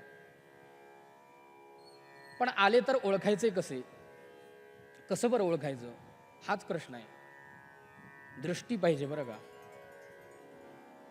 तर त्याचं लक्षण सांगून ठेवतो. काय झालं होतं, कंसाच्या 2 पत्नी अस्ती आणि प्राप्ती, कंस मारल्यानंतर विधवा झाल्या त्या दोघी जणी, आणि आपल्या माहेरी निघून गेल्या. त्यांचं माहेर म्हणजे जरासंध, जरासंधाच्या घरी मगध प्रांतामध्ये निघून गेल्या. आणि मगधाधीश जरासंधाला त्यांनी सांगितलं की कृष्ण आणि बलराम नावाचे कोणीतरी 2 युवक आलेत, आत्ताच 14, 15, 17 वर्षाचे आहेत, असे तरणे बांड आहेत, आणि त्यांनी कंसाजींना मारून टाकलं. असं सगळं सांगितल्यानंतर तो जरासंध विचार, असं होय, म्हणजे तुम्ही ज्या विधवा झालाय याचं कारण ते दोघे आहेत होय, फक्त दोघे जण आहेत, आणि दोघांनी एवढा मोठा पराक्रम केलाय. जरासंध म्हणाला, यांचा काटा काढला पाहिजे, मीच जातो. सगळी 23 अक्षौहिणी सेना घेऊन गेलाय बरं का जरासंध. 23 अक्षौहिणी. महाभारत युद्धामध्ये 18 अक्षौहिणी संपली, म्हणजे त्याच्यापेक्षा जास्तच होती. आणि श्रोते, आणखी एक लक्षात घ्या, जरासंध 23 अक्षौहिणी सेना घेऊन 17 वेळा गेलाय, म्हणजे 17 गुणिले 23 अक्षौहिणी. एवढं भूभार हरणाचं कार्य भगवंतानी घर बसल्या केलंय बरं का. ते असतात ना गेम गोळ्यांच्या, घर बसल्या काय गेम केला असेल बघा. हे भगवंतांचं चरित्र आहे हो. एवढं सैन्य संपवलंय. आणि त्यावेळेस जरासंधाने त्या अस्ती आणि प्राप्ती या दोघींना विचारलं की अगं त्यातला कृष्ण ओळखायचा कसा, ते मी तुम्हाला उत्तर सांगणार आहे. जे निरीक्षण अस्ती आणि प्राप्ती या दोघींनी केलं, आपल्याला घ्यायला काय गेलंय हो. कृष्ण ओळखायचा कसा, तर त्यावेळेस त्या दोघी जणी म्हणाल्या, अहो बाबा, ऐन युद्धामध्ये युद्ध रंगलेलं असताना सुद्धा आणि त्याच्यावरती अनेक प्रकारच्या वज्रांचा अस्त्रांचा मारा होत असताना सुद्धा ज्याच्या मुखमंडलावरती हास्य दिसेल तो कृष्ण समजावा, जो कायम हसत राहतो. ज्याच्या मुखावरती निखळ हास्य कधीही संपत नाही तो कृष्ण समजावा. आता दरवाजावरती समजा नित्यनेमी हसणारा, निखळ हास्य असणारा जर प्राणी दिसला तर कोण समजावा? कृष्णांचं लक्षण सांगितलं. कदाचित येईल कुणाच्या तरी दारावरती, कृष्ण म्हणून नमस्कार करा. का? तुला नाही, पण तुझ्या हास्याला तरी, कारण हे हास्य भगवंतांचं हास्य आहे. म्हणून भगवंतांच्या हास्याचं ध्यान करावं असं सांगितलंय. असो आपला तो विषय नाही, नेहमी हसत राहणार आहे. भगवान छान हसले आणि उद्धवाला पायावरती पडलाय तो उद्धवाला उठवलं. उद्धवा, काय झालं रे? कशाला रडतोयस? काय झालं? उद्धव म्हणाला, देवा तुम्ही निघालाय? भगवान म्हणाले, जायला तर पाहिजे. इथं कोणी अमरत्वाचं वरदान घेऊन आलेला नाही, जायला तर पाहिजे. प्रत्येकाचा काळ ठरलेला आहे आणि मला जायचं आहे, माझं कार्य संपलंय. ठीक आहे. आणि उद्धवाने सांगितलं, मग स्वधाम नय माम अपी. नीट लक्षात घ्या चरित्र. उद्धवाने सांगितलं की देवा, जर तुम्ही निघून जाणार असाल तर तुमच्याबरोबर मला पण घेऊन चला. स्वधाम नय माम अपी, माम अपी नय, मला पण घेऊन चला. भगवान म्हणाले, उद्धवा असं होत नसतं, कारण प्रत्येकाच्या कर्मानुसार परलोकामध्ये जाणाऱ्या मार्गगती ह्या वेगवेगळ्या असतात. प्रत्येकाच्या कर्मानुसार त्या भिन्न भिन्न असतात आणि प्रत्येकाच्या कर्मानुसार जाण्याची काळ सुद्धा, त्याचा कालावधी सुद्धा वेगळा असतो. श्रोते हो, एकाच वेळी पती पत्नी मृत्यू पावले तरी सुद्धा स्वर्गामध्ये एकाच वेळी एकाच ठिकाणी भेटणार नाहीत. आधी स्वर्गात जातील की नाही ही शंकाच आहे. एक स्वर्गात आणि एक नरकात. बरं, दोघेही नरकात गेले तर नरकाचे 1000 प्रकार आहेत. एक रवरव नरकात, दुसरा कुंभीपाक नरकात. शोधा एकमेकांना. शक्य आहे का? प्रत्येकाच्या कर्मानुसार जाण्याच्या गती वेगवेगळ्या असतात. उद्धवा, तुझा मार्ग वेगळा आहे, माझा मार्ग वेगळा आहे, नाहीतरी सुद्धा मला तुम्ही घेऊन जा. भगवान म्हणाले, उद्धवा, जन्माला येणारा प्रत्येक मरतोच. जीवन हे प्रत्येकाला ठेव म्हणून भगवंतांनी दिलंय. जन्माला येणारा जगतोच याची शाश्वती नाही, पण जन्माला येणारा प्रत्येक मनुष्य, प्रत्येक प्राणी हा मरतोच मरतो. यास्तव मरण ही सगळ्या जीवांची प्रकृती आहे आणि जगणं ही विकृती आहे. मग मला सांगा, विकृती घ्यायची की प्रकृती? जगणं ही विकृती आहे. कालिदास म्हणाले ना, मरणम प्रकृती ही शरीरिणाम विकृतिर्जीवित मुच्यते बुधैहि. मरणम प्रकृती ही शरीरिणाम विकृती ही जीवित मुच्यते. त्यामुळे मरण ही प्रकृती आहे. प्रत्येकाला देह सोडून निघून जायचंच आहे. पण उद्धवा, तुझं कार्य अवशिष्ट आहे आणि माझं कार्य संपलंय. कार्य संपल्यानंतर राहता येत नाही, किंबहुना राहायचं नसतं. मग उद्धवाने डोळे पुसले आणि भगवंतांच्या डोळ्यामध्ये पाहिलं. देवा, तू जाणार, हा तुझा दृढ निश्चय आहे, अगदी निश्चय आहे, पक्का. मग मला देणार नाहीस? अजिबात नाही. का? तुझा मार्ग वेगळा आहे. मग जर देवा तू निघून गेलास तर या तुला अंतरलेल्या या जगती तलामध्ये मला तुझं दर्शन कुठं होईल? बघा, आपल्याला मूळ विषयाकडे जायचंय. मला तुझं दर्शन या जगती तलामध्ये कुठं कुठं होईल ते तर सांग. की ज्याचं दर्शन घेऊन, जे दर्शन घेऊन मी धर्माचं अनुष्ठान करेन, मी निजधर्माचं अनुष्ठान करेन, निजधर्माप्रमाणे वागेन. आणि उद्धवाने आणखी एक प्रश्न विचारलाय, देवा मला सांगा, या जगतामध्ये सामान्य मनुष्यांना ज्ञानप्राप्तीचा सोपा मार्ग कोणता? प्रश्न 2 कळले का? भगवंता, तुम्ही निघून गेल्यानंतर मी या जगामध्ये कोणाकडे बघू की ज्यामध्ये मला तुमचं दर्शन होईल? मला धर्माचरणाकरिता म्हणून मला धर्म शिकवणारा गुरु कोण असेल? कृष्ण, आजपर्यंत तू मला धर्म शिकवलायस. वास्तविक विचार केला तर उद्धव हा बृहस्पतींचा शिष्य आहे बरं का, बृहस्पतींचा शिष्य. पण बृहस्पतींकडे ज्ञान घेऊन आला तो बरं का, प्रचुर ज्ञान होतं त्याच्याकडे. बृहस्पतीने सगळं ज्ञान दिलं हातचा न राखता. सगळे गुरु असे असतात की सत्शिष्य जरी असला तरी हातचा ठेवूनच ज्ञान देतात. हातचा शब्द माहिती आहे ना, जुन्या लोकांना कळेल. मी म्हणेन बऱ्याचशा लोकांना कळेल, कारण इथे बरेच जुने लोक आहेत.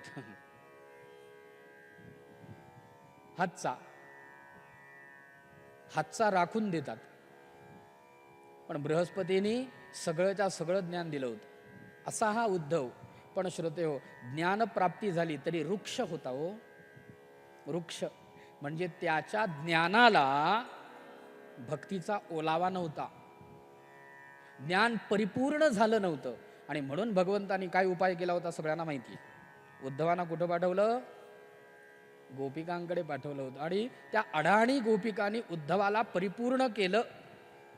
उद्धव गोपिकांकडे जाताना मी फक्त 1 दिवस राहीन असं सांगून गेला होता कृष्णांना. देवा, कृष्णा 1 दिवस जाणार, आज जाण्याचा दिवस, उद्या येण्याचा दिवस, राहण्याचा दिवस 1, तिसऱ्या दिवशी तुझ्या समोर असेन. भगवान म्हणाले, जा तरी एकदा माझ्या गोपिकांकडे, एकदा जा तरी. आणि हा गेला श्रोते हो, 6 महिने राहून आला. 6 महिने गोपिकांनी याला परिपूर्ण ज्ञानी केलाय. असा उद्धव आज भगवंतांसमोर सांगतोय, देवा मला ज्ञानाचे मार्ग कोणते सांगा. सामान्य लोकांना ज्ञानप्राप्तीचा मार्ग कोणता सांगा.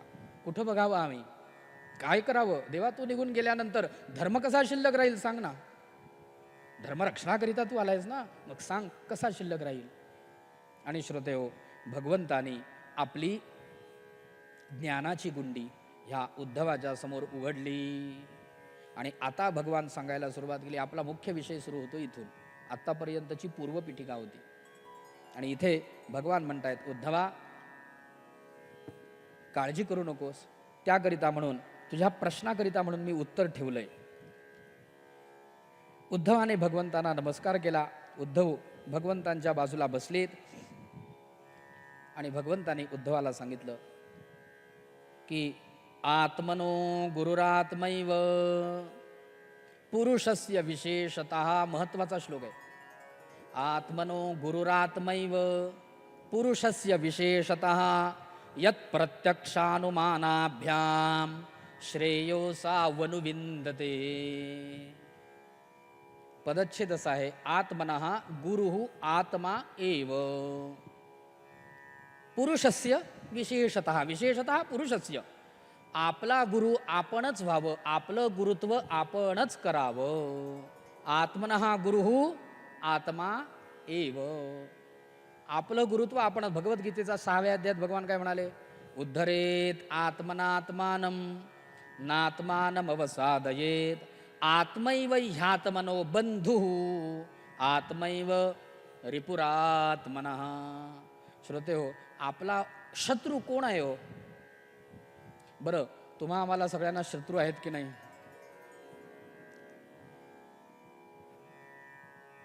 शत्रू असं म्हटल्यानंतर शेजारी आठवला की नाही? आठवला? गंमत सांगतो तुम्हाला, आपल्याला जसा शेजारी आठवला तसं शेजाऱ्याला आपण आठवलोय बरं का, लक्षात ठेवा, हे विसरू नका. जसे आपले शेजारी तसे शेजाऱ्यांना आपण. आत्मनः गुरु. आपला शत्रू कोण? आपणच आहोत. मग आपला गुरु कोण? आपणच आहोत. आपलं गुरुत्व आपणच केलं पाहिजे. आत्मनः गुरुः आत्मा एव. आपणच आपलं गुरुत्व केलं पाहिजे. विशेषस्य पुरुषस्य विशेषता. या ठिकाणी पुरुष म्हणजे व्यवहारामध्ये आपण पुरुष आणि स्त्री असा अर्थ घेतो, असा त्याचा अर्थ नाही. तर पुरुष शब्दाचा अर्थ आहे की नरतनुला प्राप्त झालेला कोणताही जीव म्हणजे पुरुष. म्हणजे त्यात स्त्री आली, पुरुषाला उपलक्षण आहे ते. पुरुष हे उपलक्षण आहे बरं का. आता उपलक्षण ह्या शब्दाचा अर्थ सांगावा लागेल. मराठी शब्द आहे ते. सांगू का उपलक्षण शब्दाचा अर्थ? जाता जाता थोडक्यात. 4 दिवस आहेत माझ्याकडे हा विषय मांडायला. त्यामुळे एकेका शब्दाचे अर्थ सांगितले तरी कमी पडतील. असं उपलक्षण सांगतो. उपलक्षण म्हणजे काय? व्याकरणामध्ये एक सुंदर कथा येते संस्कृत व्याकरणामध्ये. काय झालं होतं, एकदा एका आजीने आपल्या नातवाला सांगितलं, अरे बाळा, बाहेर दही वाळत घातलंय. आता दही का वाळत घातलं होतं कोणास ठाऊक, पण ती म्हणाली, बाहेर असले प्रश्न आता विचारू नका, दही वाळत घातलं इथून पुढे सुरुवात. नाहीतर तुम्ही म्हणाल दही वाळतच का घातलं, श्रीखंड करायचं होतं का तिला, असल्या भलत्या विषयात आता जाऊ नका. ती म्हणाली, बाळा, बाहेर दही वाळत घातलंय, मग तू काय करायचं, काकेभ्यो दधिरक्ष्यताम. वाक्य काय सांगितलं, काकेभ्यो दधिरक्ष्यताम म्हणजे काय, कावळ्यापासून दह्याचं रक्षण कर. सोपं आहे, संस्कृत सोपं आहे हो. काकेभ्यो दधिरक्ष्यताम असं म्हटलं, हातात काठी दिली आणि त्या नातवाला बसवलं. आजी गेली घरामध्ये काय धुणी भांडणी करण्याकरिता म्हणून गेली. एवढ्यात एक कुत्रा आला आणि दही खाऊन निघून गेला. तो नातू हातात काठी घेऊन तसाच बसलेला होता. थोड्या वेळाने आजी बाहेर, काय रे बाळा, काय काम चाललंय? आजी, दह्याचं रक्षण करतोय. पण दही कुठे आहे? आजीने पाहिलं, दही कुठे आहे? तो म्हणाला, कुत्रा आला आणि दही खाऊन गेला. अरे गाढवा, असं म्हणावं लागेल की नाही त्याला? कान पकडला. अरे मी तुला सांगितलं होतं, काकेभ्या दधिरक्षण, ह्या दह्याचं रक्षण कर म्हणून सांगितलं होतं. तू काय नुसता बसून राहिलायस तिथे ठोंब्यासारखा? झालं काय? त्या नातवाने विचारलं, आजी तू मला काय सांगितलं? काकेभ्यो दधिरक्षताम, कावळा आलाच नाही, कुत्रा आला आणि दही खाऊन गेला. मला सांगा, नातवाचं बरोबर की आजीचं चूक?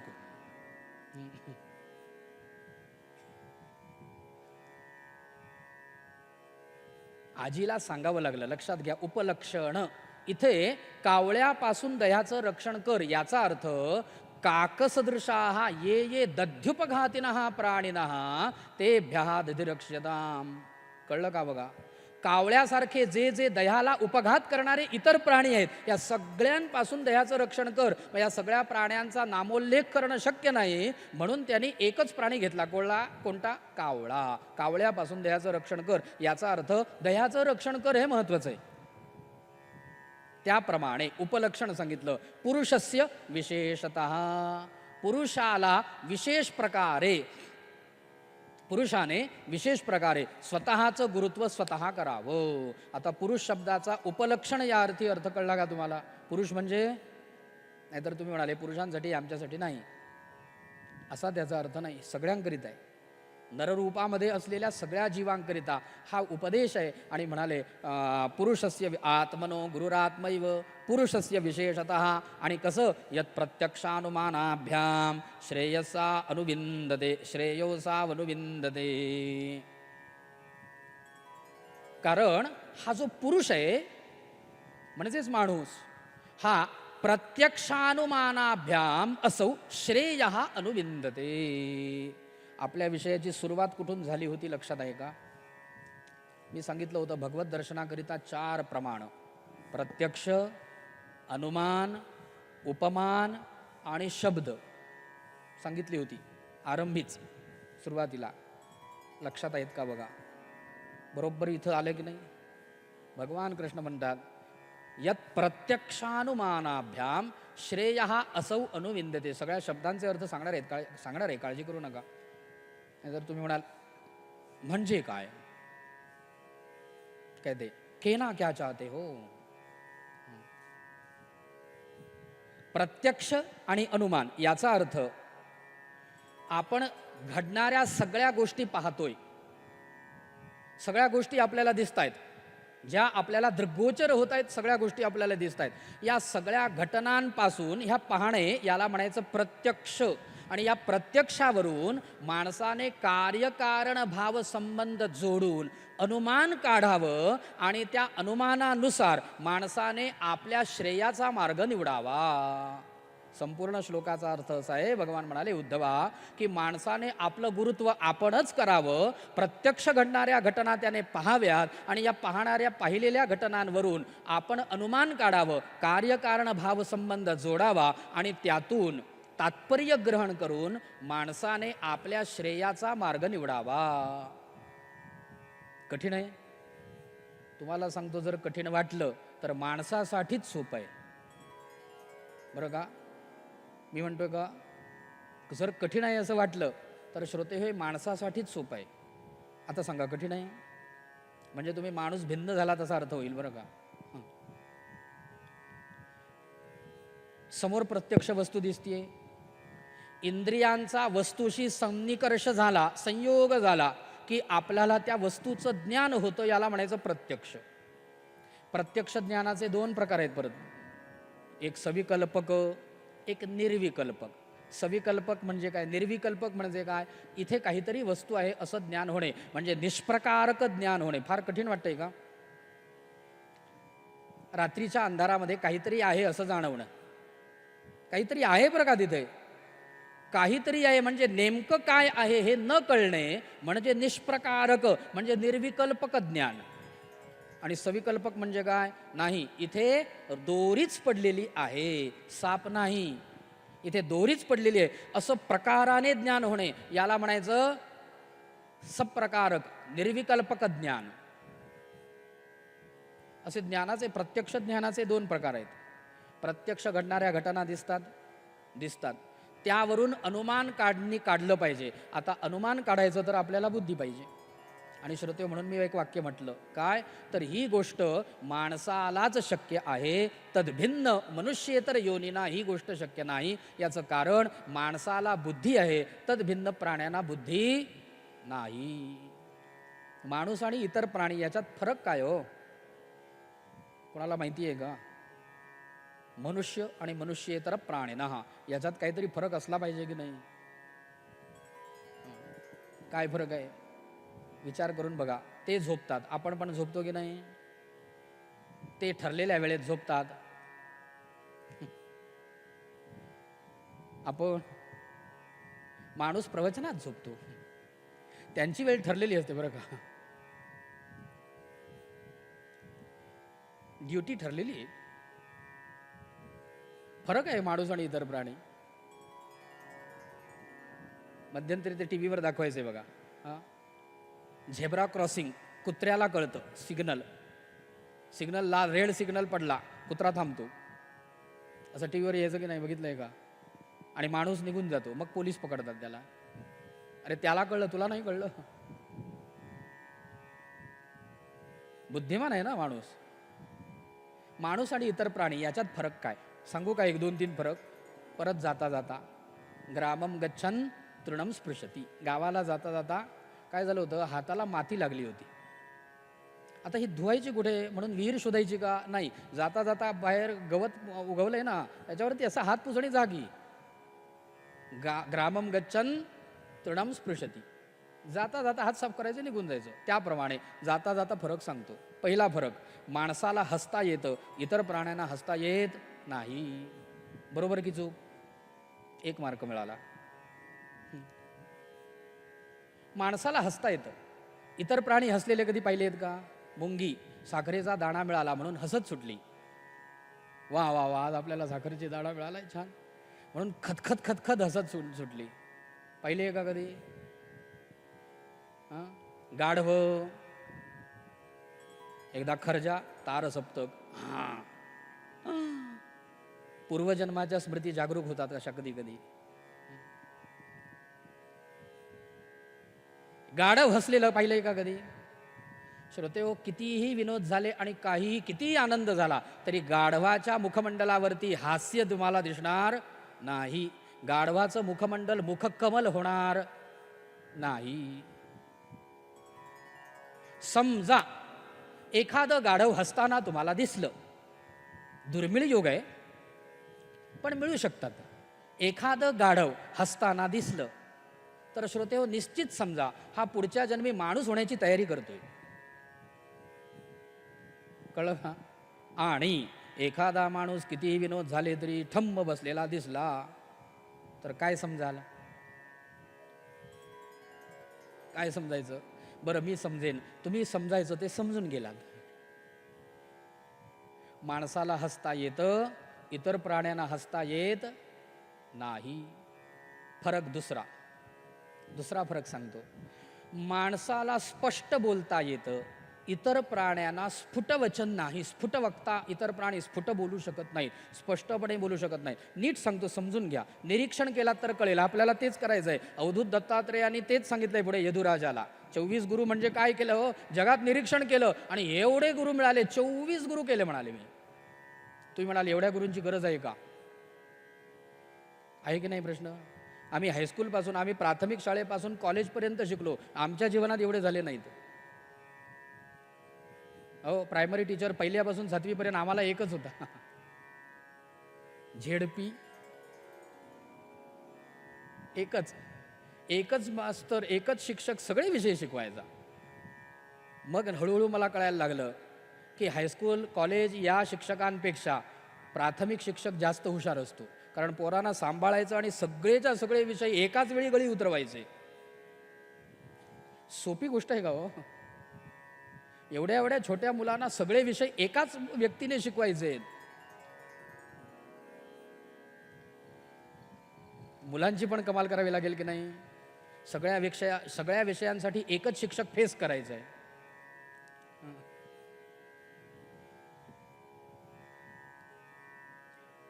माणसाला स्पष्ट बोलता येतं, इतर प्राण्यांना स्पष्ट बोलता येत नाही. तुम्ही निरीक्षण करा बरं का. मी स्पष्टपणे सांगतो. याचाच वाक्याचा आणखीन थोडासा खुलासा करतो. माणसांना व्यंजनांचं उच्चारण करता येतं, इतर प्राण्यांना व्यंजनांचं उच्चारण करता येत नाही. कळलं का वाक्य? आता पुन्हा प्रश्न, व्यंजन म्हणजे काय सांगा? उपप्रश्न. बरेच समस्या आहेत आजकालच्या बऱ्याच समस्या आहेत. व्यंजन काय सांगा? बऱ्याच लोकांना व्यंजन म्हणजे लोणचं एवढं माहिती आहे. हो, लोणच्याला व्यंजन म्हणतात ना. माहीत नसेल तर आजपासून माहिती करा. यासाठी प्रवचनाला येतात. व्यंजन म्हणजे लोणच्याला व्यंजन असं म्हणतात बरं का. चटणी, कोशिंबिरी वगैरे व्यंजन आहेत, पदार्थ. व्यंजन म्हणजे काय? आणि व्यंजनाला दुसरा पॅरलर येणारा दुसरा शब्द कोणता असेल? स्वर. स्वयं राजनते, जे स्वतः राजतात ते स्वर. त्यामुळे स्वरांना आपल्या प्राकट्याकरिता दुसऱ्यांची आवश्यकता नसते. श्रोते हो, स्वरांचं उच्चारण सगळे करू शकतात, व्यंजनांचं नाही. लक्षात घ्या. व्यंजन कोणती? कादयो मावसाना. हा क पासून म पर्यंत किती झाली? 25 झाली बरं का. मोजून दाखवली पाहिजेत का? क ख ग घ ड.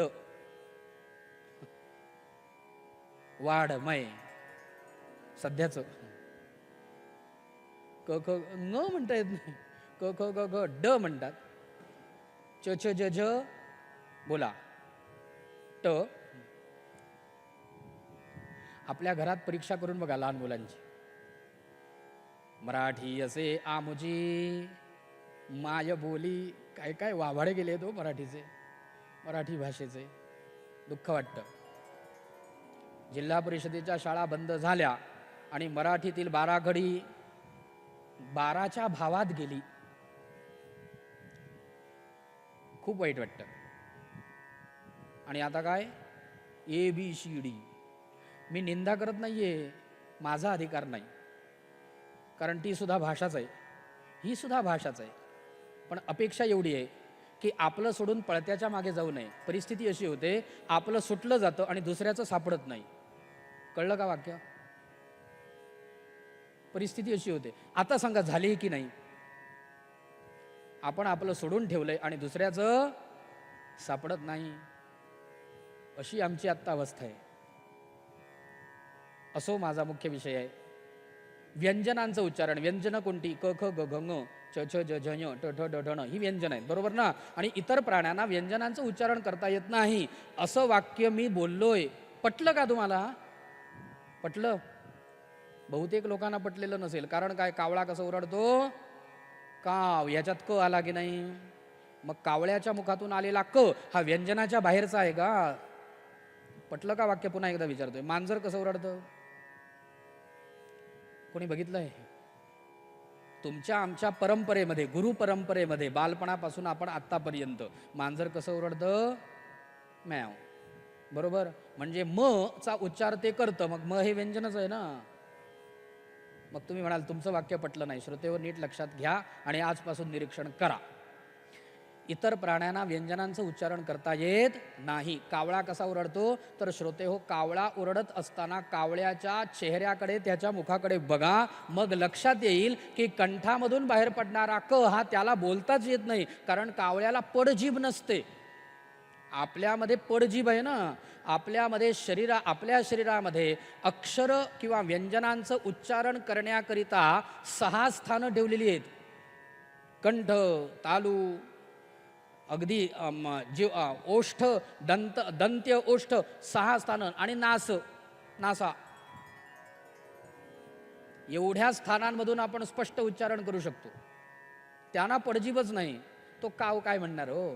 तो आ असा उच्चार करतो. आपल्याला काव ऐकू येतो, त्याच्या उच्चारणामध्ये स्वरच आहे, व्यंजन नाही.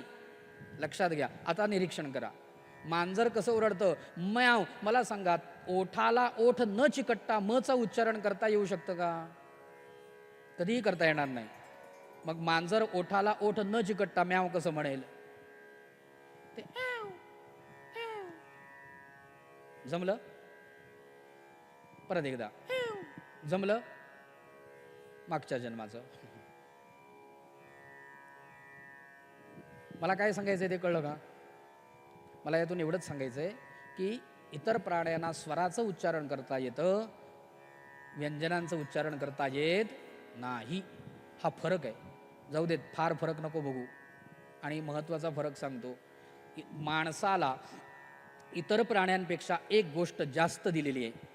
भगवान म्हणतात की मला सगळ्या योनींमध्ये सगळ्यात आवडणारी योनी कुठची असेल तर ते म्हणाले पौरुषी मे प्रिया, पौरुषी तनूहु मे प्रिया. भागवतातलं वाक्य आहे. भगवान म्हणतात पुरुष तनू म्हणजे शरीर हे मला अत्यंत प्रिय आहे. आणि त्याचं कारण काय? तर ब्रह्मदेवानी अनेक प्रकारची शरीरं उत्पन्न केली, पाहिली, आवडलं नाही म्हणून टाकून दिलं. असं करता करता 84 लक्ष शरीरं निर्माण झाली. आणि सगळ्यात शेवटचं शरीर कोणतं निर्माण केलं असेल तर ते नरतनू. ही नरतनू शरीर. आणि याच्यामध्ये ब्रह्मावलोकधिषणा नावाचं एक सॉफ्टवेअर ब्रह्मदेवाने आत टाकलं, फ्लॉपी. हा, अशी जाग आली की नाही? आतमध्ये एक टाकली सॉफ्टवेअर, ते ब्रह्मावलोकधिषणा. आता धिषणा शब्दाचा अर्थ, धिषणा म्हणजे बुद्धी, आणि ब्रह्मावलोकधिषणा शब्दाचा अर्थ बाप ओळखण्याची बुद्धी. नीट शब्द लक्षात घ्या, मग अर्थ कळेल.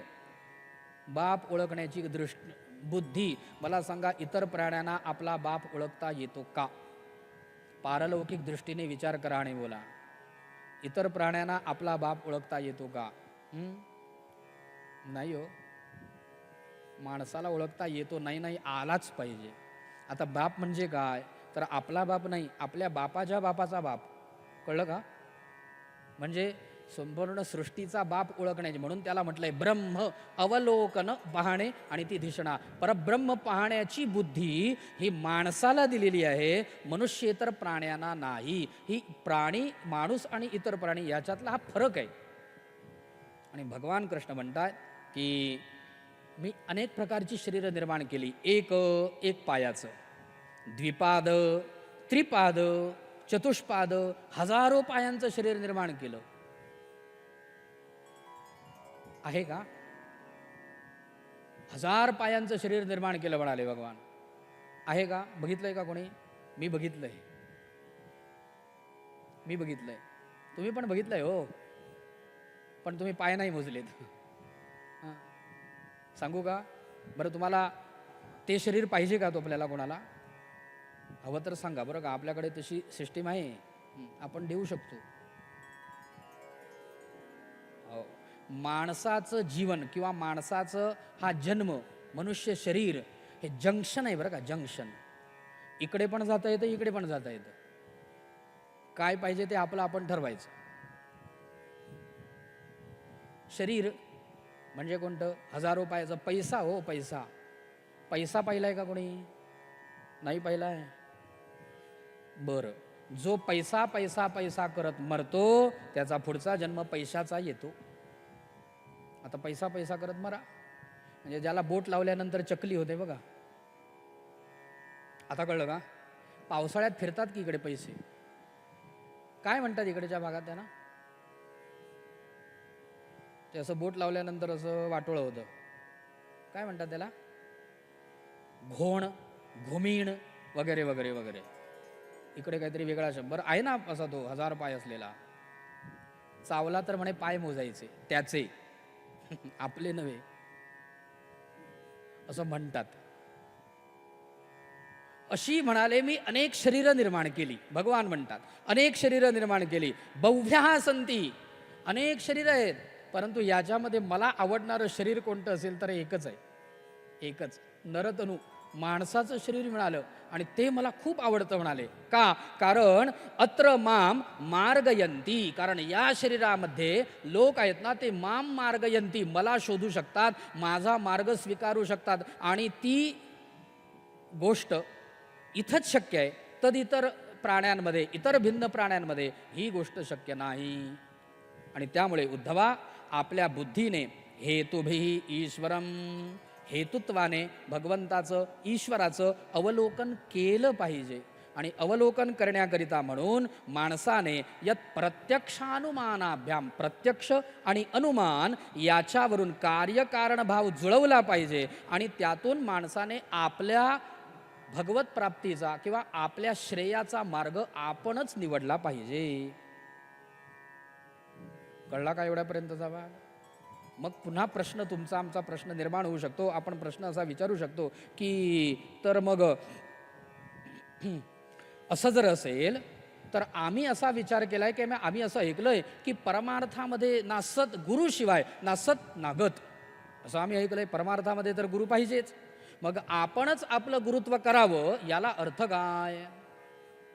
आपणच आपलं गुरुत्व करावं असं जर ठरलं तर इतर गुरुजींची काय आवश्यकता आहे? मग गुरु या शब्दाला अर्थ काय, कशाकरिता पाहिजे? आणि परमार्थामध्ये तर गुरुशिवाय सत नागत, गुरुशिवाय काहीच मिळत नाही असं आम्ही ऐकलंय. तुम्हाला सांगतो ही वस्तुस्थिती आहे बरं का. परमार्थामध्ये नाही, व्यवहारामध्ये सुद्धा, व्यावहारिक ज्ञानप्राप्तीकरिता सुद्धा गुरुशिवाय काहीही होत नाही. तुम्हाला सांगतो, माणसाने आपल्या तल्लख बुद्धीच्या जोरावरती अनेक प्रकारचे विषय ग्रहण करण्याचा, ज्ञान घेण्याचा प्रयत्न केला तरी ज्याला फिनिशिंग टच म्हणतात ना, ते गुरुशिवाय होत नाही. कोणतीही व्यावहारिक कला घ्या, कोणतीही व्यावहारिक विद्या घ्या, कोणतीही घ्या, तुम्हाला गुरु करावाच लागतो. मग तो कुणीही असेल बरं का. दत्तात्रेयांच्या 24 गुरूंमध्ये आपल्याला ते शोधायचे, कुणीही असू शकतो. हार्मोनियम शिकायचं आहे, घरात पेटी आणली आणि पेटीवरती बटणं वाजवायला सुरुवात केली, होईल का हो? नाही. मग काय? तबला शिकायचं आहे, तबला शिकण्याकरिता घरामध्ये तबला डग्गा घेऊन आला आणि वाजवायला बसला, वाजवता येईल का? ना कसा वाजवायचा? शक्य आहे? मग त्याकरिता तो मुलगा गेला दुकानात, तबला वाजवण्याचं पुस्तक द्या. दुकानदार तसाच, त्याने पुस्तक काढून दिलं. बरं, तबला वाजवायची पुस्तकं आहेत बरं का दुकानात, घेऊन या वाटल्यास. तो मुलगा पुस्तक घेऊन आला. त्या पुस्तकामध्ये अगदी छान चित्र काढली होती हो, असतात की नाही अशी चित्र काढलेली. याला डग्गा म्हणतात, याला तबला म्हणतात, याला त्या अशा दोऱ्या असतात ना, याला वादी असं बाण काढून दिलेलं होतं त्या चित्राकडे, असं बाण काढून वादी असं म्हणतात. त्यावरती अशी गाठ मारलेल्या याला गजरा म्हणतात. वरती ती काळ्या रंगाची काय असते त्याला बाण काढून काय लिहिलं होतं? शाई म्हणतात. त्या शाई आणि वादी गजरा याच्यामध्ये काय असतं ते असा एक पांढऱ्या रंगाचा असा एक भाग असतो ना गोल, काय म्हणतात याला चाट म्हणतात. असे बाण काढून दिले होते आणि वरती चित्र काढून दाखवलेलं होतं की अशी 2 बोटं ठेवावी आणि तर्जनीने अलगत या चाटेवरती आघात करावा, असं लिहिलं होतं हो खाली पुस्तकामध्ये. आता तो मुलगा त्याने ती तशी 2 बोटं ठेवली आणि अलगत त्या आपल्या तर्जनीने त्या चाटेवरती आघात केला. आता जे वाजलं ह्याला काय म्हणतात? पुस्तक सांगू शकेल का? सांगा, सांगेल? ना कसा वाचतो हे पुस्तकात देता येईल का? नाही हो. त्याकरिता गुरु हा पाहिजेच पाहिजे, पाहिजेच. एका मुलीचं लग्न झालं, चांगली शिकलेली पोरगी, इंजिनियर झालेली, हां, लग्न होत असताना तिने नवऱ्याला सांगितलं होतं, असू देत, लग्न झालं, गेली. एक दिवस नवऱ्याला घरी यायला उशीर झाला. तो म्हणाला, आज हॉटेलवर जाऊया, नको, तू घरीच जेवण कर. याचा अर्थ काय कळला का? दररोज जायचंय. का बरं? का? कारण हिला करता येत नव्हतं. लाडात वाढलेली मुलगी. मी इथलं कोणाचं काही बोलत नाही, मी कोणाला ओळखत नाही. जाऊ द्यात, मी स्वतःला ओळखत नाही. त्यामुळे कुणी कोणाला लावून घेऊ नये. मात्र एक संयोग समजावा. हे सगळं काल्पनिक आहे असं समजा. आणि आता काय शिजवावं म्हणून ती दुकानात गेली आणि तिने पुस्तक आणलं. पुस्तकाचं नाव होतं सुरुची. घरी आणलं, वाचायला सुरुवात केली. पहिल्याच पानावर दिला होतं शिरा. नवरा तिकडून फोनवर सांगतोय, शिरा मार.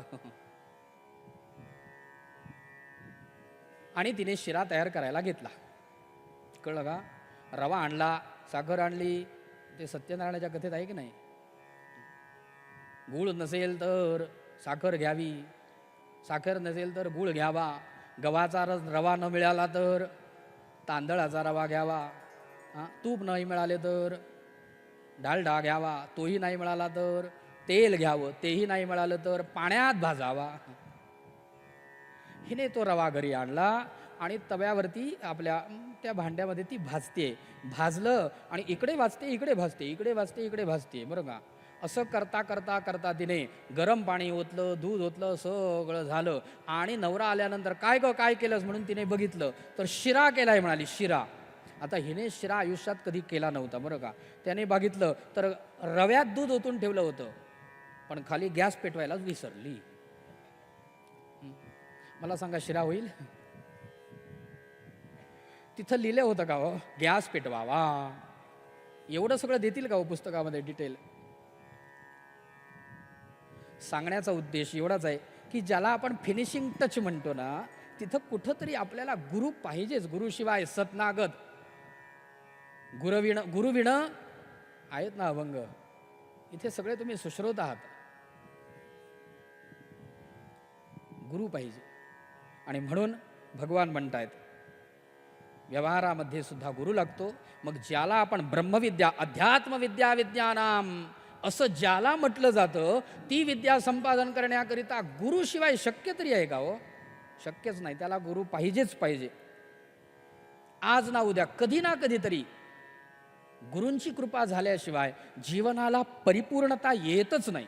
जीवनाच्या परिपूर्णतेकरिता म्हणून गुरूंची आवश्यकता लागतेच. माळी असतो ना, ज्ञानदेवांनी दिलेलं ज्ञानेश्वरीतलं उदाहरण आहे का? काय ज्ञानदेवांची दूरदृष्टी आहे आणि काय काव्यवृत्ती आहे बघा, काय प्रतिभावंत होते माऊली. ते म्हणाले की माळी वर्षभर त्या झाडांना पाणी खत घालून घालून मोठं करतो, वर्षभर पाणी घालतो.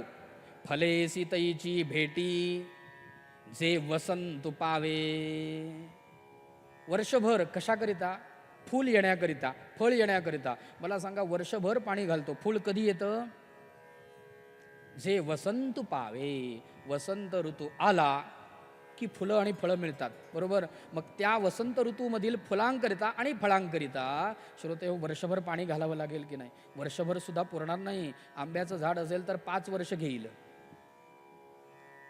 आणि मग फुलफळ येईल. जे वसंत, मी वसंतूसाठी आंबार घेतला बरं का, कारण वसंत ऋतूचा राजाच आहे आंबा. वसंत ऋतू म्हटला की डोळ्यासमोर येणारं पहिलं फळ आंबा. मुंबईत आत्ता गेला तरी मिळेल. ज्ञानदेवांनी दिलेलं उदाहरण आहे. पाहिजे, सद्गुरू पाहिजे. आणि म्हणून व्यवहारामध्ये असणाऱ्या विद्या सुद्धा प्राप्त करण्याकरिता गुरु लागतो. मग अध्यात्म विद्या विद्यानाम याकरिता गुरु पाहिजेत. मग जर गुरु पाहिजे असं असेल तर स्वतःचं गुरुत्व स्वतः करावं, याला काय अर्थ राहिला?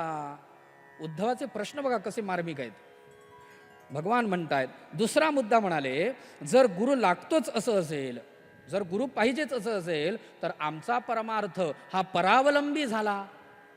म्हणजे आम्ही परावलंबी, गुरु मिळाला नाही तर आम्ही परमार्थच करू शकत नाही, असा अर्थ होतो का?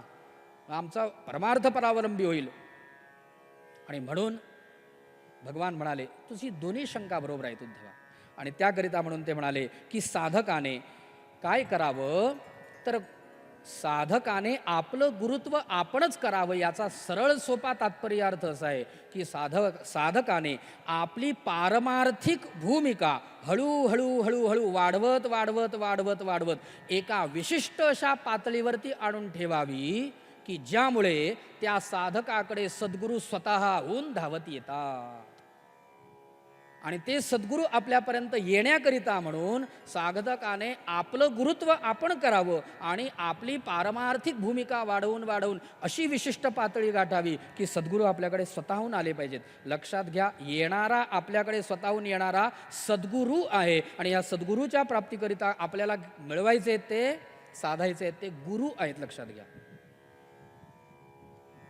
आणि म्हणून भगवान म्हणाले सद्गुरू वाचोनी सापडे ना सोय. सद्गुरूसी शरण जाये तेणे ब्रह्मप्राप्ती होये. एका जनार्दनी सद्गुरू तो हा भवसिंधूचा तारू. गुरु आणि शिक्षक शब्दाचे अर्थ नंतर सांगतो. गुरु म्हणजे शिक्षक नाही हेही आत्ताच लक्षात घ्या. कारण शिक्षक हा एका विषयापुरताच मर्यादित असतो. गुरु हा सर्वांगीण जीवनाचा द्योतक असतो, बोधक असतो. तुमच्या संपूर्ण जीवनाची जबाबदारी तो घेतो, म्हणून तो गुरु, सद्गुरू. शिक्षक एकच विषय शिकवतो. मराठीच्या शिक्षकाला इंग्लिश शिकवता येणार नाही आणि इंग्लिशच्या शिक्षकाला सांगितलं संस्कृत शिकव तर तो वाटोळं केल्याशिवाय राहणार नाही. कोणाचं? तिघांचं, शिकणाऱ्याचं, इंग्लिशचं आणि संस्कृतचं. बरोबर की नाही? आपलं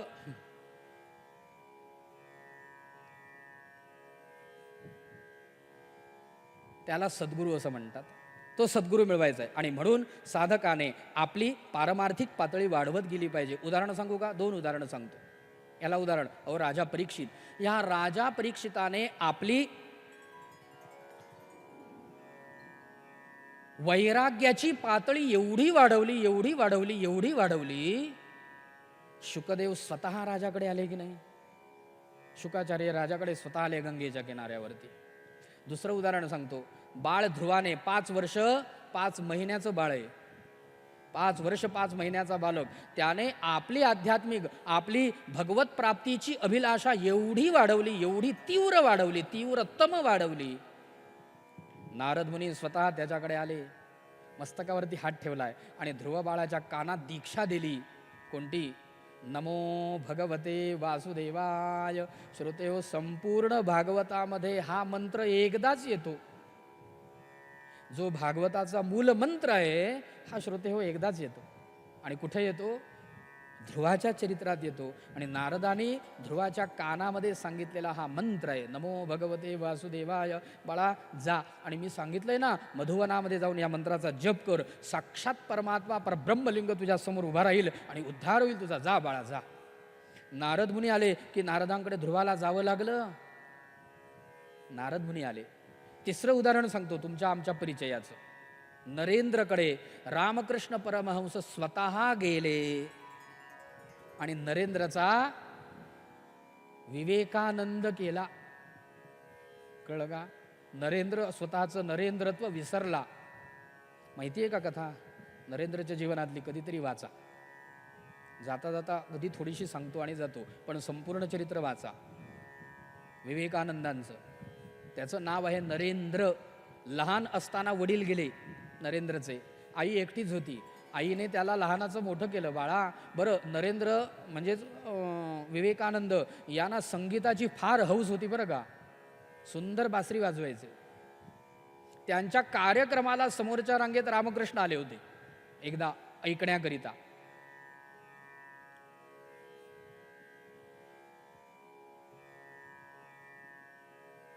आणि आईने सांगितलं रामकृष्णांकडे जा, ते कालीमातेच्या मंदिरामध्ये तिथं बसलेले असतात. हा नरेंद्र एकदा गेला, रामकृष्णांचं दर्शन घेतलं आणि रामकृष्णांनी ठरवलं आपल्याकरिता चांगला शिष्य आलाय, सत्शिष्य आलाय, याला सोडायचं नाही.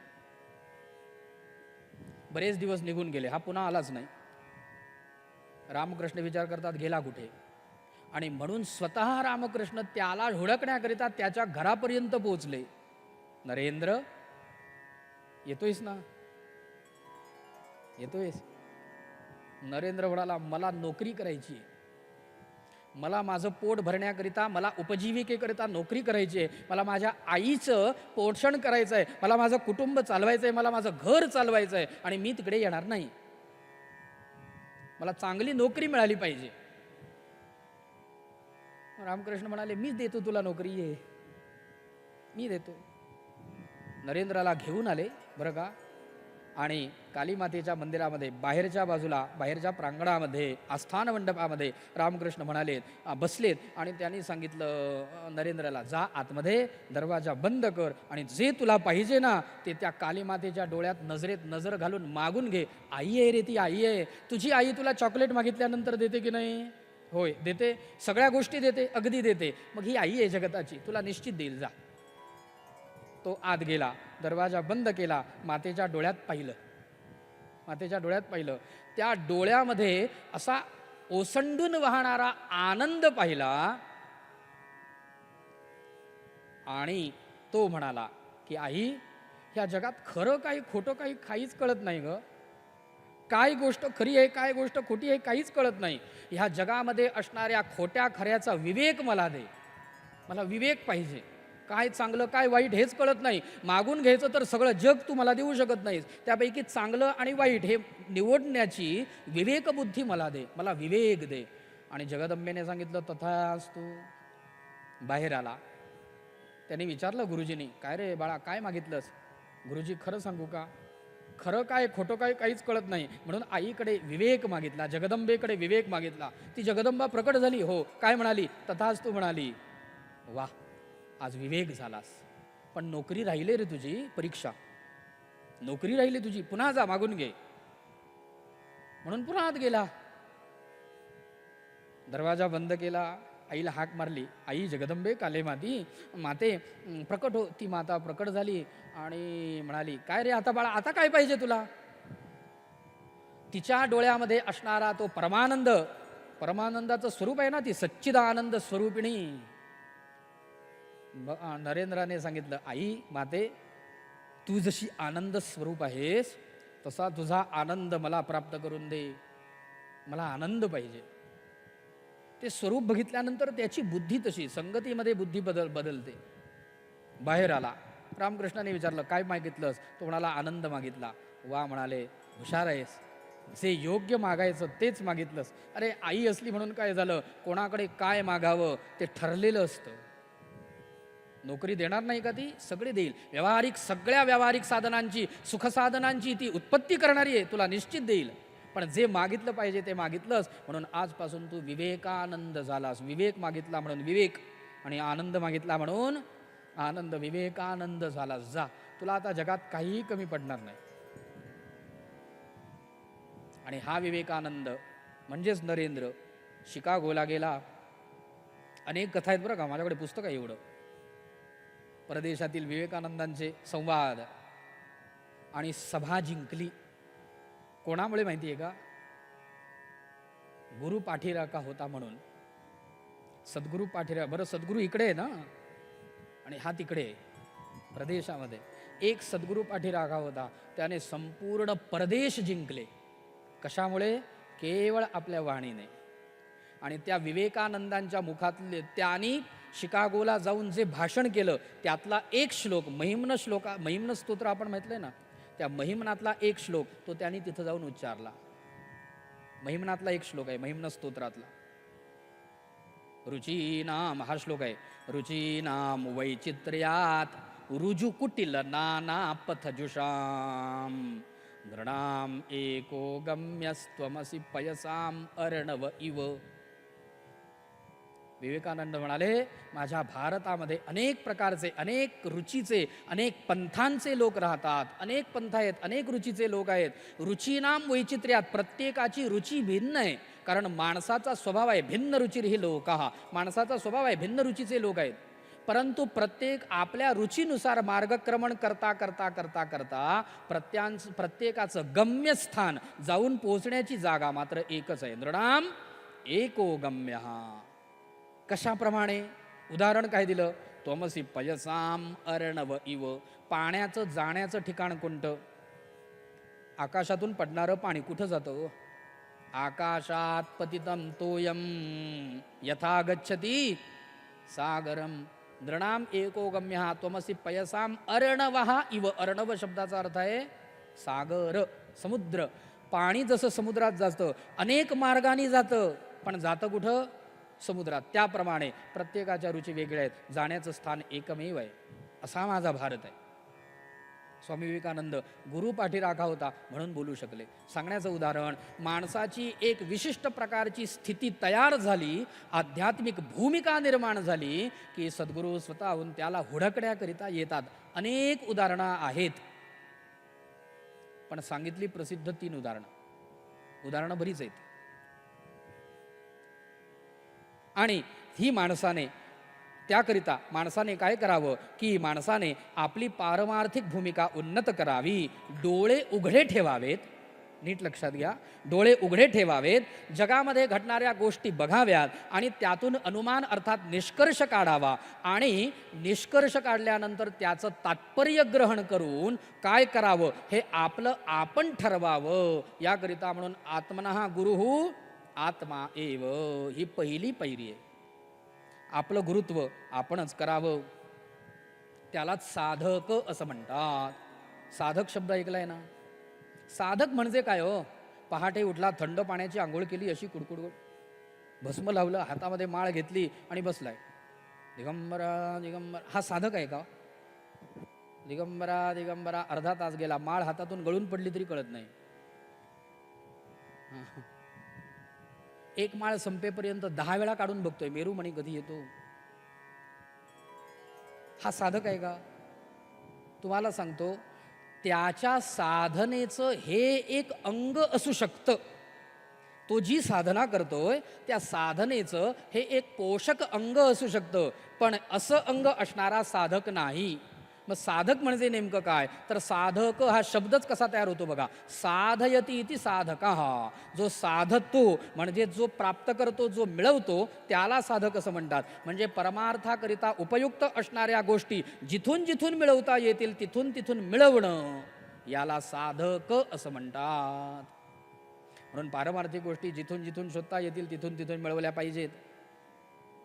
आणि त्याकरिता म्हणून माणसाने आपली दृष्टी बदलली पाहिजे, आपली दृष्टी उन्नत केली पाहिजे. श्रोते हो, हा जो संपूर्ण विषय आहे, हा विषय माणसाची दृष्टी बदलणारा विषय आहे बरं का. तुमची आमची दृष्टी बदलणारा विषय. मी निश्चित सांगतो, माणूस असाल तर निश्चित दृष्टी बदलेल. आणि आजपासून तुम्ही माणूस असाल ह्या वाक्यावर बोललात असलात का?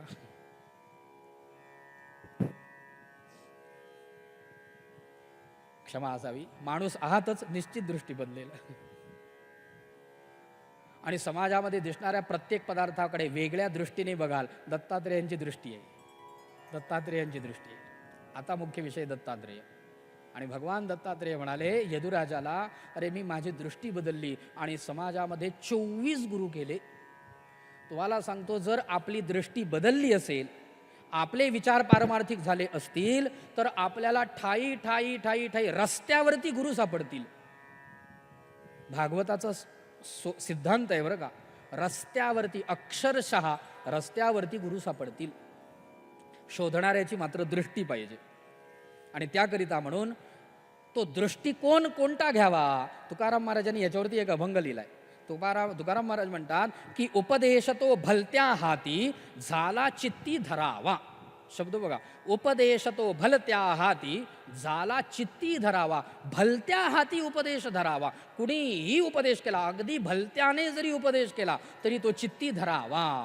हा दृष्टिकोन विस्तृत केलेला आहे बरं का. म्हणजे 40 अंशाचा कोण आहे ना, तो 180चा झालाय. आपल्याला 360 पर्यंत जायचं आहे. संपूर्ण दृष्टिकोन विशाल करायचा आहे, विशाल कोण. उपदेश तो भलत्या हाती, अगदी भलत्या हाती. भलत्या म्हणजे अंडरलाईन करा, भलत्या. भलत्या शब्दाला. भलत्या म्हणजे काय, तर कुणीही उपदेश करावा आणि तो आपण स्वीकारावा. प्रश्न असा आहे, कुणीही उपदेश करावा का? उद्धव भगवंतांना विचारतोय, कुणीही उपदेश करावा का? भगवान म्हणाले, कुणीही उपदेश करावा की न करावा हा त्या कुणीहीचा विषय आहे, पण तो जर आपल्या परमार्थाकरिता उपयोगाचा असेल तर तो आपण मात्र निश्चितपणे स्वीकारावा, हा आपला विषय आहे. कळलं का? बघा, कुणी विषय करावा, कुणी उपदेश करावा, कुणीही करावा, आपल्याला उपयोगाचा आहे का, तर आपण तो मात्र निश्चितपणे धरावा. मग कुणीही याच्यात कोण कोण येतात? कुणीही याच्यात परमार्थी करावी तातडी, बरं का, याच्यात कोण कोण येतात? अक्षरशः तुम्हाला सांगतो, देव उपदेश करतात, दानव उपदेश करतात, बरं, मानव उपदेश करू शकतात, स्त्री उपदेश करू शकते, पुरुष उपदेश करू शकतात, ब्राह्मण क्षत्रिय वैश्य शूद्र नाही, चांडाळ उपदेश करतात, किडे उपदेश करतात, मुंग्या उपदेश करतात, सजीवच नाही तर निर्जीव वनस्पती सुद्धा, जड वस्तू सुद्धा उपदेश करतात, दानव उपदेश करतात. उद्धव बघत राहिला हो देवाकडे, हे काय चाललंय? सगळेजण उपदेश करतात. होय, आपली ग्रहण बुद्धी पाहिजे. कोणी कोणी उपदेश केला होता ऐका आणि आपण थांबूया. कोणी कोणी उपदेश केला होता? मध्यंतरानंतर पुढं करायचं आहे की थांबायचं आहे? बरं, ठीक आहे. आपण 6:30 वाजलेले आहेत, माझ्या घड्याळानुसार 3 मिनटं आहेत. 15-20 मिनिटाचं मध्यंतर होईल आणि मध्यंतरानंतर उपदेश तो भलत्या हाती करावा आणि चित्ती धरावा. भलत्या शब्दाचा अर्थ मध्यंतरानंतर कुणी कुणी उपदेश करावा, भगवान काय काय सांगतायत ते आपण पाहू आणि पुढील विषय, आजचा विषय संपवूया. केलेली कथा तूर्तास भगवतचरणी समर्पण करून थांबूया. गोपाल कृष्ण भगवान की जय. अवधूत चिंतन श्री गुरुदेव दत्त.